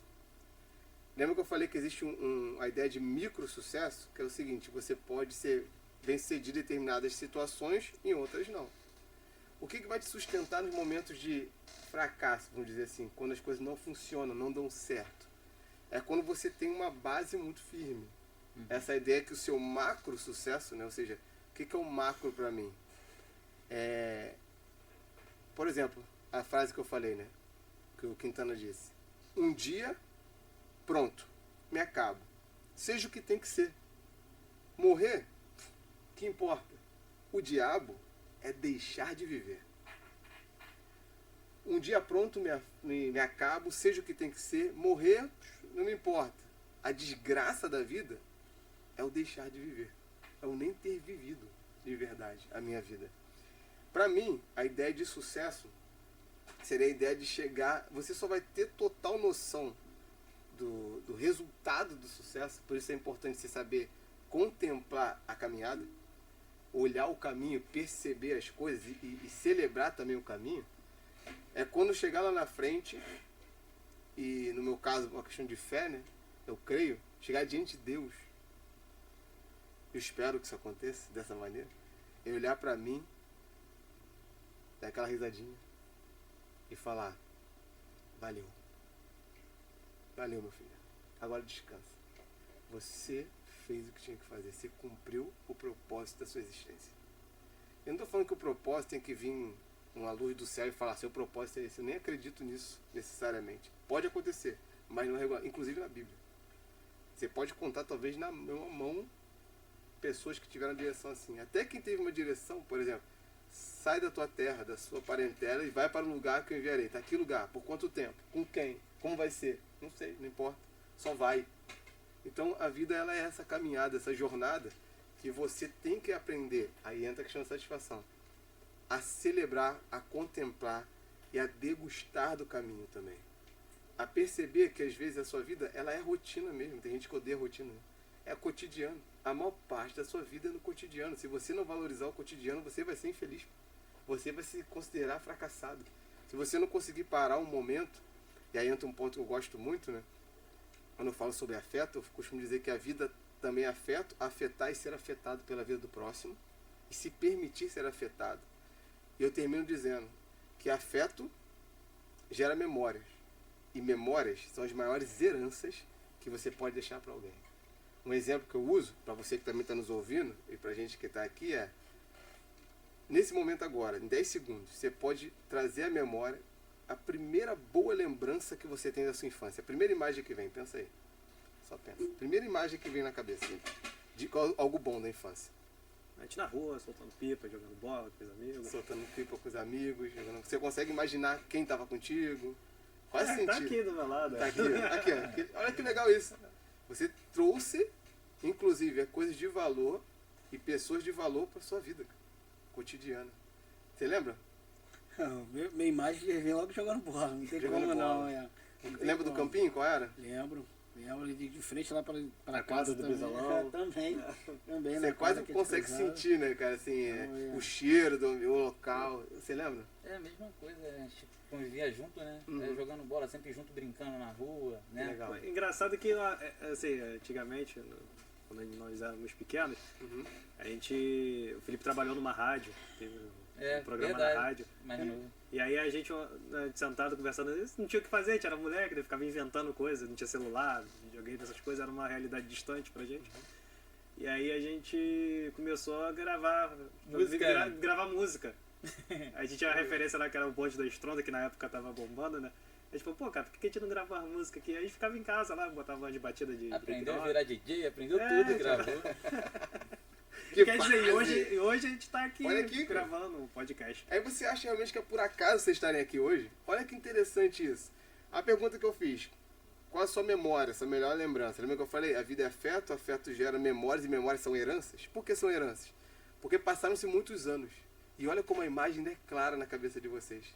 Tem gente que lembra da avó cozinhando, sente quase o cheiro quando você lembra. Da comida da mãe na infância. Por quê? Porque essas memórias são heranças.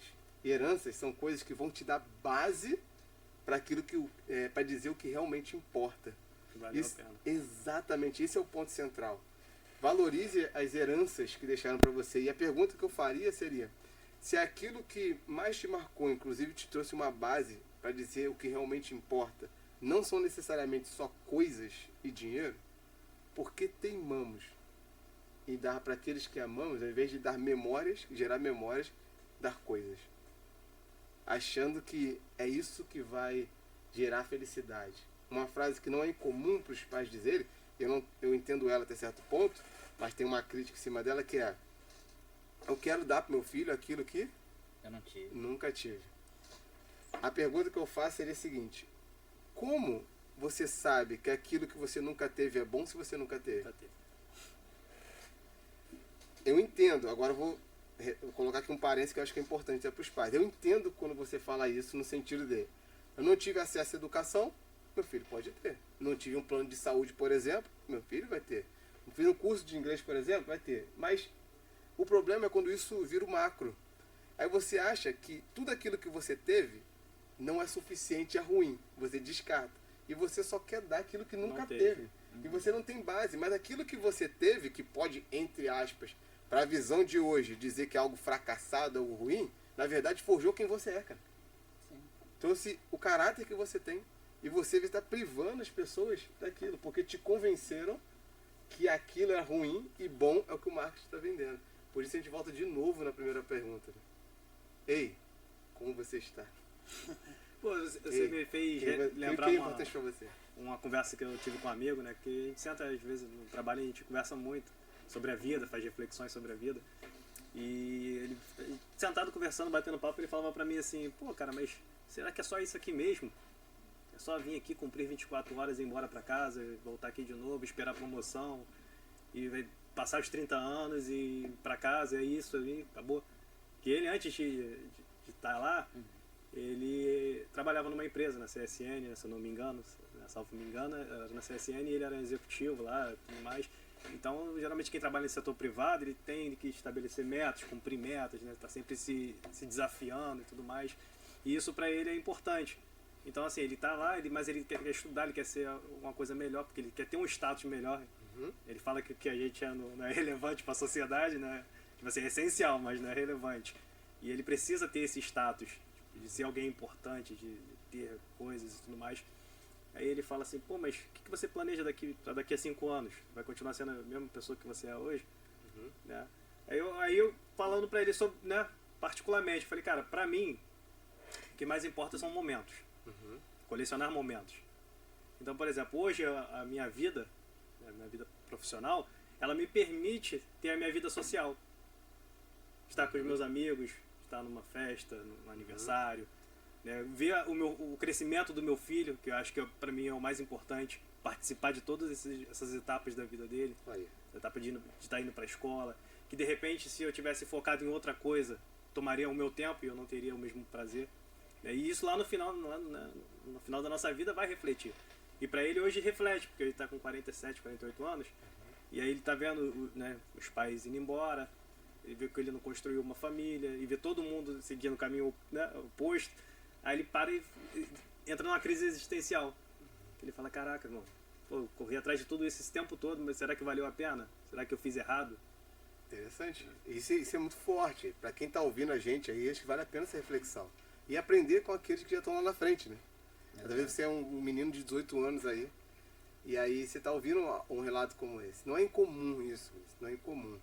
Eu acho que tem algumas camadas aí nesse relato que você trouxe que são essenciais para a gente pensar, né? Uma primeira camada é isso que você falou, né? Quando você define o que é essencial para você, isso é um trabalho até que eu desenvolvo, inclusive vai estar saindo um curso aí, né? Montar um curso sobre isso, falando sobre essa reflexão que a gente está fazendo aqui e mostrando as pessoas na prática, né? Como replanejar a rota de determinadas coisas. Porque, por exemplo, se você fala para mim que o que é essencial para você, né, são momentos, e você fala, eu quero ver as etapas da vida do meu filho, você está começando a construir, você está definindo aí qual é a sua visão a sua visão base de sucesso. Lembra que eu falei que existe micro construções, né, e tem o macro. O micro você pode ter sucesso em construir uma casa, mas você trazer fracasso e fazer uma piscina. Entendeu? E ok, tudo bem. Mas se você fala no macro, naquilo que é base, isso vai repercutir inclusive na sua existência, na maneira que você se percebe. Por exemplo, o cara vai ter uma crise existencial. Pô, será que é isso mesmo? Será que é só isso? Será que eu corri atrás do vento, como diz Salomão, né? O rei Salomão, o rei sabe que você falou aqui de provérbio, mas tem um livro Eclesiastes, que algumas pessoas falam que é o livro mais mal-humorado da Bíblia, que é muito interessante, que ele vai falar o seguinte, né? Examinei todas as coisas que estão debaixo do sol e percebi que eram todas inúteis, eram pura vaidade, era como correr atrás do vento. Você está falando de um cara que já estava na sua velhice, e é um cara que ele teve tudo aquilo que ele quis ter. Ele falou, tudo aquilo que eu olhei e meus olhos desejaram, eu tive. O cara tinha um harém com 1000 mulheres. O cara foi o homem mais rico que já existiu, pelo menos no seu período ali. O homem considerado mais sábio. Ele tinha muita sabedoria para o outro, né? Mas dava umas cabeçadas para ele mesmo. Ele chegou nesse ponto, olha a reflexão que ele faz em determinado momento. olhei a vida, analisei e percebi que era como se eu estivesse correndo atrás do vento. Eu escrevi um texto para uma revista há um tempo atrás, que é Caçadores de Vento. Era o nome o título, né? Dilma. Estocadora de vento. Exatamente, né? Essa é a ideia. Não nessa ideia de um mês, De um mês. mas a ideia de você pode correr pela vida, passar pela vida de um lado para o outro e perceber que você está correndo atrás de algo, mas nem sabe o que é. E como se você estivesse correndo atrás do vento. E aí você tá, mas como é que eu saio disso, né? Uma das primeiras coisas que você poderia fazer, como eu falei, estou batendo nessa tecla, né? Você precisa parar. Lembra? Peguei o caminho errado. Se eu continuar insistindo, eu vou ficar mais longe ainda do local que eu quero. Eu tenho que pegar o primeiro retorno. Se eu conseguir parar e refletir e perceber que tem alguma coisa errada, tem que parar. Tem que analisar. Se eu analiso e vejo que eu preciso mudar a rota, eu preciso reavaliar a rota, né? Tipo, você está usando ali um mapa, né? Waze, alguma coisa do tipo, vamos reavaliar essa rota aí. E você começa a retornar, pode dar aquela primeira sensação de que eu fracassei. Caraca, eu perdi 5 anos da minha vida nisso. Eu perdi tantos anos da sua vida nisso. Mas não é. Primeiro, você não perdeu porque tudo aquilo que você passou e viveu, você não desperdiça nada. Se você for inteligente. Sim. Então não existe experiência necessariamente desperdiçada. Todo dia é um novo recomeço. É exatamente isso. Para seu amigo, se eu fosse dar um conselho, não me pediu conselho nenhum, mas se eu fosse lançar assim no ar como conselho, a primeira coisa, ele deveria frear. É difícil. Vou passar o teu contato pra ele. Vocês já teriam um papo depois. É difícil, mas frear. Segunda coisa é se perdoar. Porque a gente acaba se culpando. A gente tem essa coisa de eu tentei algo, não deu certo, eu me culpo. Inclusive para quem vai empreender, por exemplo, né? Caramba, perdi dinheiro, dei mole. Cara, respira. Já foi. Tenta de novo. Esse aí, tente outra vez, né? Então a vida tá aí, cara. É para isso, é essa jornada mesmo que vai te ajudar. Então você reavalia, volta, busque bons conselheiros. Isso é importante, eu gosto disso. Eu gosto dessa ideia de conselheiro, porque tem aquela frase de que se conselho fosse bom, ninguém dava, vendia. Eu tenho uma crítica com essa frase. Você já percebeu que Eu concordo muito. eu sou todo do inverso, né? Toda hora eu pego alguma coisa e tá. Fala popular, mas tá errado. Eu gosto de fazer isso porque faz parte do meu propósito. Um dos meus propósitos, de alguma maneira, é ajudar as pessoas a encontrar os propósitos dela. Um dos meus propósitos de vida é te ajudar a entender e enxergar o seu. Eu me sinto contente com isso. Então, se eu pego uma frase como essa, conselho, se fosse bom, ninguém dava, vendia, onde está a crítica aí para mim? Na verdade, o conselho, ele tem algo muito bom ali. Existe uma sabedoria na multidão de conselhos, como diz Salomão, né? Ele vai falar sobre isso. Mas a ideia do conselho é o seguinte, o conselho, ele é dado de graça.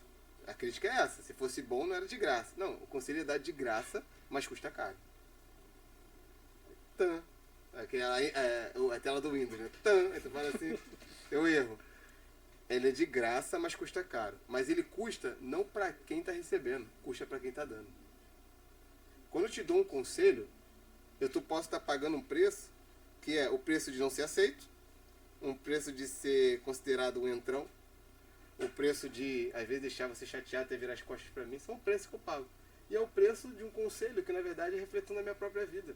Às vezes eu demorei 30, 40 anos para descobrir algo que, de repente, você pode aprender com 20. Quando você pega, por exemplo, lê a história de... quanto que custou esse livro aí, cara? Tá maluco? R$60 num livro, que aí conta, sei lá, a vida de alguém que você acha como referência. Não, cara.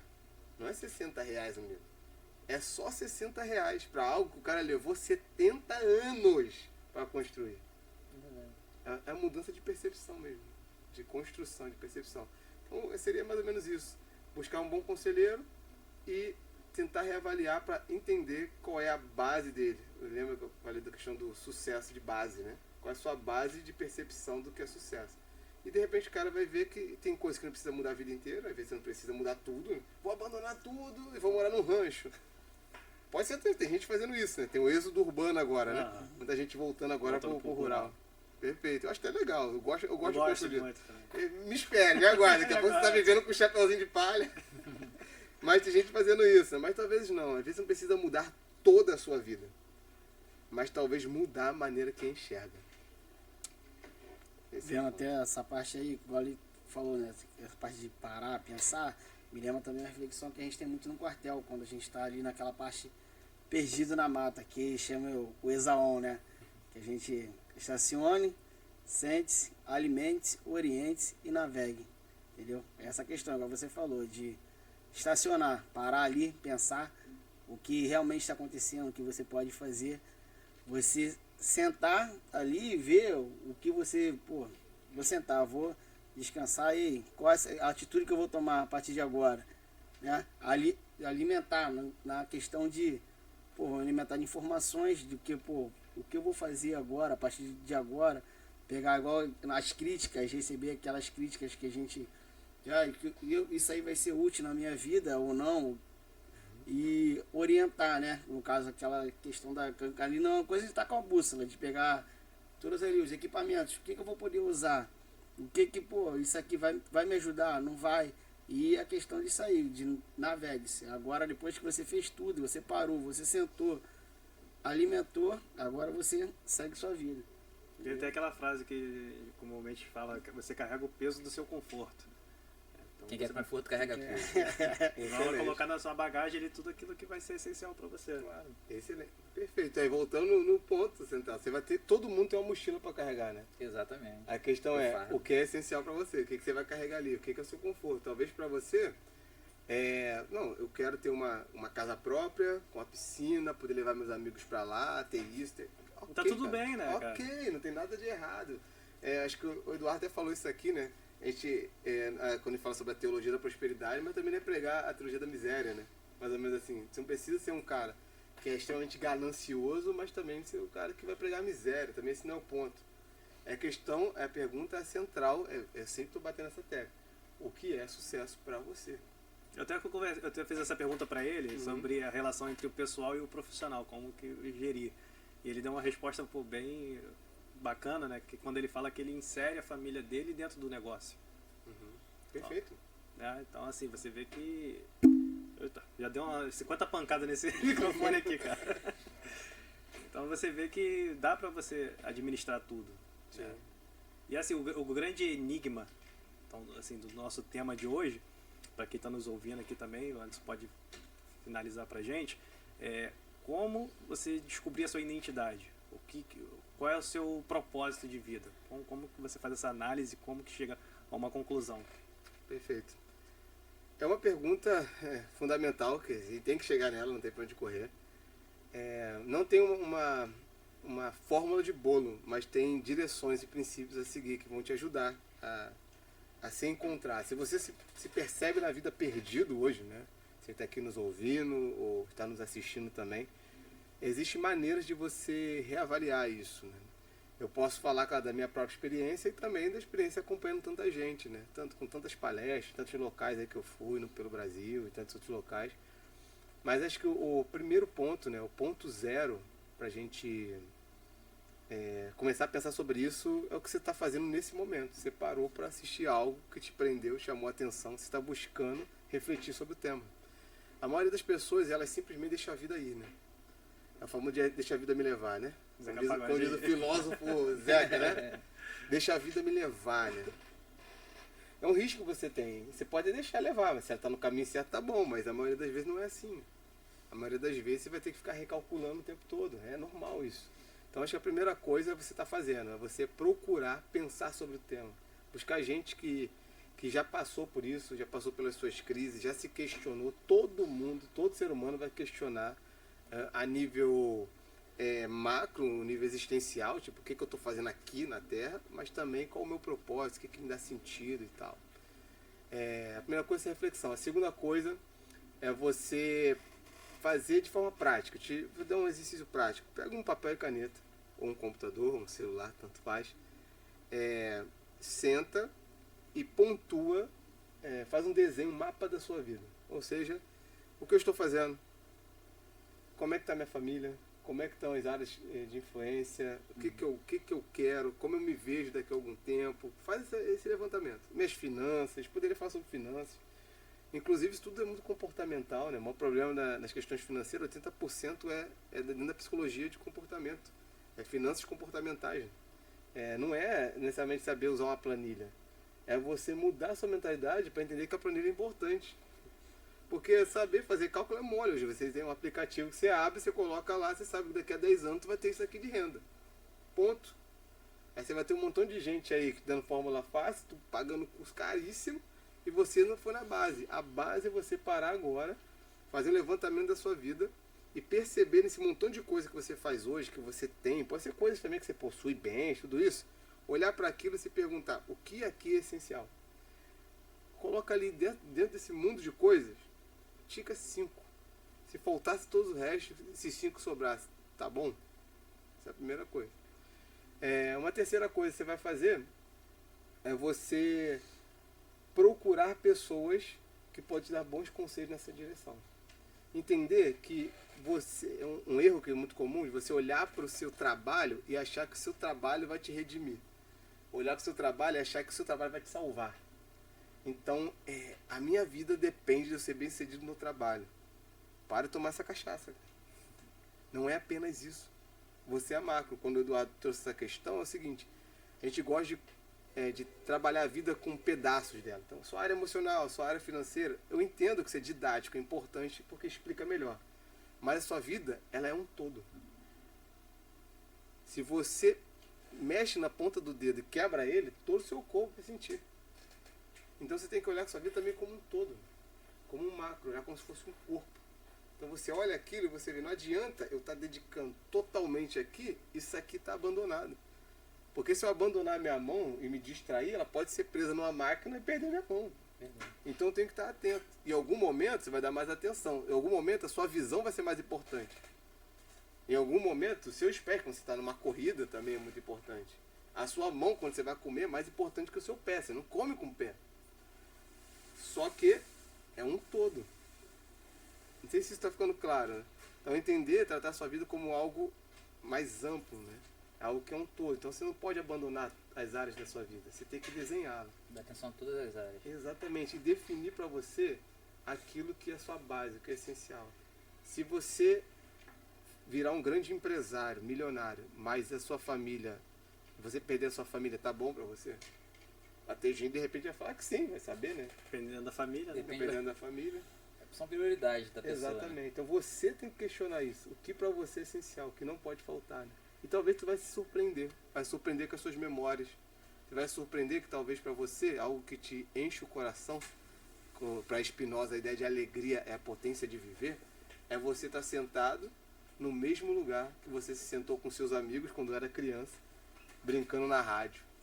Tratando aquilo não só como trabalho, mas como algo prazeroso. É você estar com os caras que você jogou bola junto. E não apenas tratados como gente conhecida, mas saber das suas dores. É você chegar, pô, Vinícius, como é que você tá, cara? Vamos caminhar junto, o que você tá precisando? E eu lembro do estudo de Harvard, que eu falei, dos 80 anos. Um dos pontos que eles falaram que são essenciais para sentir feliz, para felicidade, fundamental é ter relacionamentos profundos. O que é relacionamento profundo? Tô com dinheiro, tô contigo. Tá sem dinheiro? Tô contigo. Tá doente? Tô contigo. Tá com saúde? Tô contigo. Pegaram pessoas da mesma idade, foram acompanhadas nos 80 anos. Um exemplo só. Esse senhor aqui, ele tinha uma vida normal, nossa, média. Aqui. Mas era um senhorzinho velhinho, que tinha aquela galera que faz os churrascos de domingo à tarde e tem aquela multidão de netos, tudo junto. Esse aqui era milionário, só solitário. Fizeram uma pesquisa, inclusive biológica, né? Neurobiológica. E homens tinham doença crônica, de dor, sentiam dor. Quando esse cara tinha seus picos de dor, eles perceberam, dentro da sua análise, na análise que eles levantaram na médica, que ele tinha uma recuperação muito maior e tinha um alívio maior de dor por conta das gerações. E esse daqui, ele tinha caídas mais profundas de dor, inclusive de depressão, porque se sentia solitário. Termino dizendo uma experiência que eu tive no hospital. Eu trabalhei no hospital, eu fiz tudo nessa vida. Trabalhei no hospital. Eu lembro até hoje que tinha um senhor lá que ele estava com câncer terminal. Eu trabalhava na parte de segurança do trabalho, gestão de saúde, né? E eu lembro até hoje. Ele estava no hospital particular, tinha dinheiro.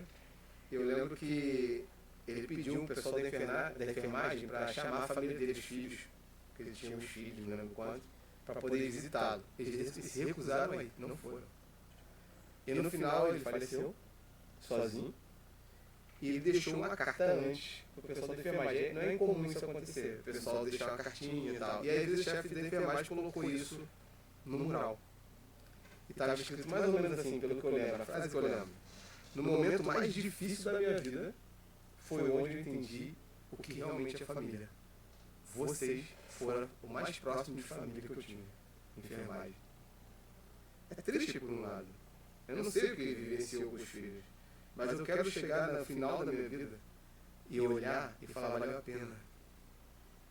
Olhar lá atrás, quando eu parti, as pessoas falam, caraca, esse daí é alguém que me marcou. Afeto, afetar e ser afetado pela vida do outro. Poder afetar o maior número de pessoas possíveis. Talvez eu não vá ser o Martin Luther King Jr., como eu gostaria de ser, quando eu era criança. Eu tenho um sonho, ou lutar por uma grande causa. Pode ser que sim, pode ser que não. Pode ser que, quem sabe, vir um senador da República. E vamos melhorar um pouco essa política no país, porque não? E fazer algo, levar um projeto. Mas pode ser que talvez seja no micro, seja com jovens, como vocês, que a gente caminhou junto. Né? E eu fico orgulhoso, muito feliz de olhar para vocês e ver que homens se tornaram. Aqueles meninos que davam trabalho, entendeu? Se tornaram homens que estão fazendo reflexões profundas como essa. Para mim, vocês são pessoas de sucesso. Na minha percepção, de sucesso. Se esgota aí, não. Você pode ter outros alcances, no micro. Mas no macro, você já tem a base. Acho que é por aí. Show de bola. Antes, né, nosso tempo tá se esgotando aí. Então a gente gostaria de te agradecer, cara, pela sua presença aqui. Sei que na correria do dia a dia é difícil arrumar um tempo. E você, né, acabou nos prestigiando hoje com a sua presença aqui, contribuindo demais, né, para quem está nos ouvindo aí, agregando conhecimento. Então, deixa aqui meu sincero agradecimento a você, tá? Espero que a gente possa se ver outras vezes aí. Com certeza, só chamar, tamo aí. Que a gente possa correr naquela hora lá. Opa! Felipe, passa aí nossa programação da próxima semana. Próxima semana. Me mandou aí? Me mandou? É da Juliana. Teve alteração, né? Isso. Semana que vem vamos estar com a Juliana, do marketing, e a Tinha, tá? Guardo vocês aí no próximo sábado. Queria deixar meu agradecimento ao Anderson, que é um cara que, querendo ou não, como ele falou, nos moldou. É uma personalidade, sai daqui com extremamente abundante conhecimento. Obrigado, que sempre que possível, chamar você aqui, hoje foi um dia muito legal. Hoje foi o programa mais longo que a gente fez. Verdade. E foi rápido. Foi rápido. Não, Olhei a hora aí, cara. Que bom, você passou, você não percebeu, tá bom, que bom. E aí, quer deixar um recado aí? Agradecer ele, né? Sempre bom estar agregando conhecimento. E no começo da falei pra ele, vou ficar mais de espectador do que tudo. E é muito bom, cara. Tipo assim, tá aqui e aprendendo, cada dia mais, cada dia mais. Cada programa que tá passando, cada coisa que a gente tá aqui, a gente tá aprendendo, tá, agregando conhecimento mesmo, entendeu? E pedir também, antes, para deixar teu arroba aí, né? Importante.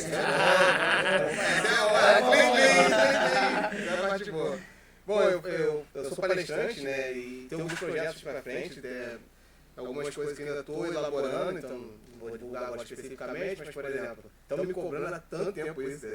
Tem uma página no YouTube, né? Tem um canal no YouTube. Tu vê como eu sou bom nesse negócio. Um canal no YouTube. Você falou do celular, você tem que trocar meu celular, minha esposa tá me cobrando, tem que ter um celular bom com imagem, que faça o vídeo. Então, tá vendo? Algumas coisas começam a ter sentido. Então eu vou comprar um celular mais caro hoje, Por necessidade. é algo que é importante. Então eu vou ter esse canal, provavelmente a próxima semana já vai estar saindo aí, inclusive vai ter uns cortes de vocês, por que não colocar lá. Um curso também que eu estou planejando, dentro dessa pegada, dessa construção de sucesso, de como construir uma carreira de sucesso, uma vida de sucesso para além da carreira. Também você pode entrar em contato aí para palestras, atendimentos e mentoria. Estou desenvolvendo também um trabalho como mentor para empresários, para pessoas que estão aí para trabalhar essa ideia de liderança, de gestão de equipes, como especialista em pessoas e coisas do tipo. Então vou deixar aí, meu arroba é arodriguesofi, arodriguesofi. Vamos deixar ele na descrição aí, vai fazer a nossa foto no final do programa aí, vai colocar o arroba dele lá, para quem quiser entrar em contato, vai bater um papo com antes aí. Tenho certeza que vocês vão sair outra pessoa. Vai ser de grande valia, com certeza. Vocês são ótimos, muito obrigado também pelo convite. Tá, ok, eu vou pra gente finalizar aqui, aproveitar que a gente ainda tem mais um tempinho aqui, contar uma história, né, que eu ouvi e que eu acho que resume muito isso aí que a gente conversou hoje, né? que é uma analogia da vida com uma viagem de trem. A vida ela é mais ou menos como uma viagem, né? Tem as estações, tem as mudanças de direção, né? Então, assim, quando a gente nasce, a gente entra no trem junto com os nossos pais, né? E em determinado ponto, os nossos pais descem da estação e deixam que a gente continue a nossa vida, né, caminhar sozinho. E aí, nesse momento, só que a partir desse momento você para e faz uma análise, você fala, pô, terminou um ciclo, se encerrou um ciclo e se iniciou um novo ciclo na minha vida. E agora eu sou o dono da minha direção. E aí, só que nesse mesmo caminho, outras pessoas também sobem nesse trem. Amigos, filhos, irmãos, entram nesse trem, caminham contigo. E aí você está em um determinado momento dessa viagem, dentro de um vagão com essas pessoas, e em outro momento essas pessoas vão para outro vagão, né? E aí, nesse momento ali, vocês ficam distantes um do outro, separados, sem nenhum tipo de contato. Só que na verdade vocês estão próximos. E por que você não procura a pessoa? Por que não liga, não manda um WhatsApp, né? Então tem essa reflexão. E aí, com o passar dessa viagem, a grande questão é que você, em algum momento dessa viagem, você também vai descer em alguma estação. E aí você vai deixar pessoas para trás. E outras pessoas vão descer também, vão deixar você, né? Vocês vão romper os caminhos ali. O ciclo vai se iniciar de novo, outros ciclos vai. Daqui a pouco você. Igual a gente que a gente se encontra. Começamos aquela coisa lá no início e hoje estamos aqui juntos de novo, né? O ciclo se iniciou de novo, né?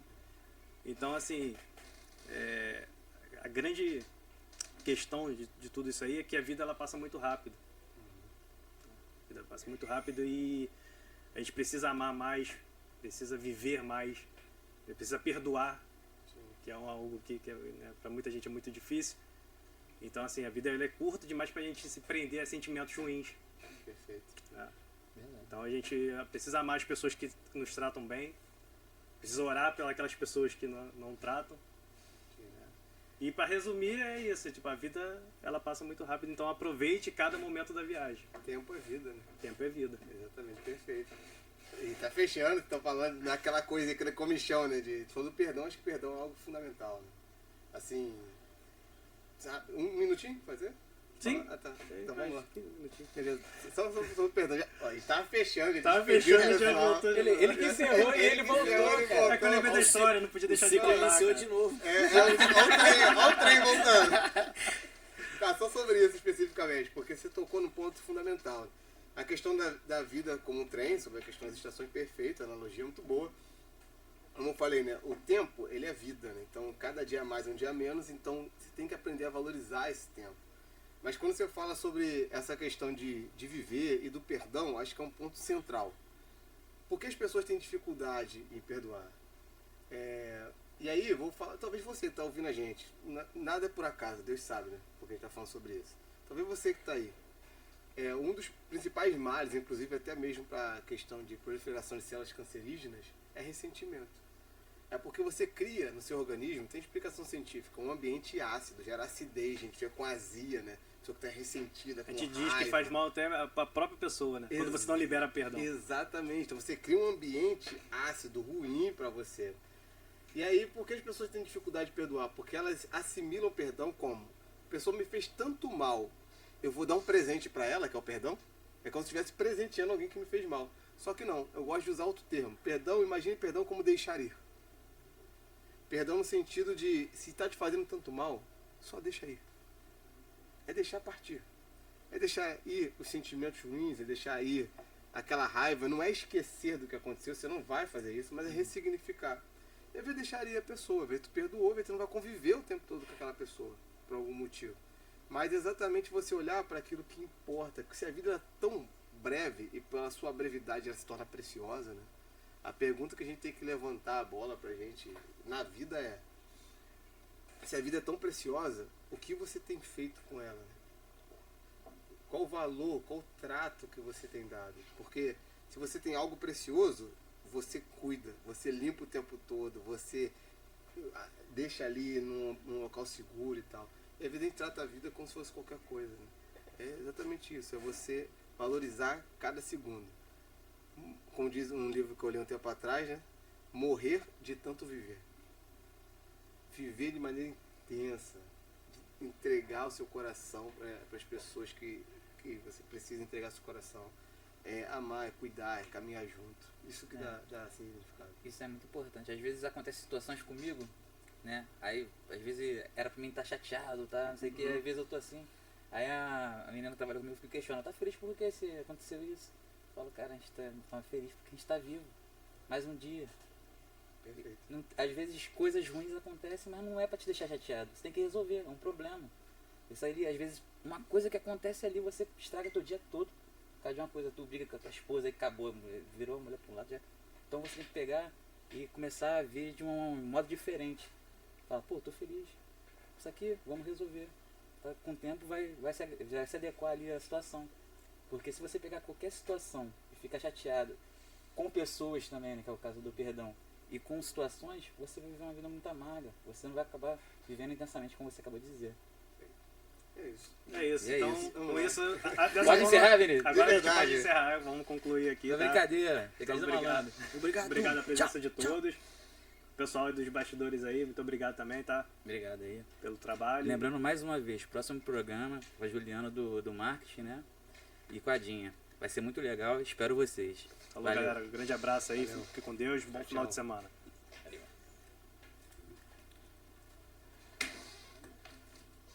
Hoje passou muito rápido.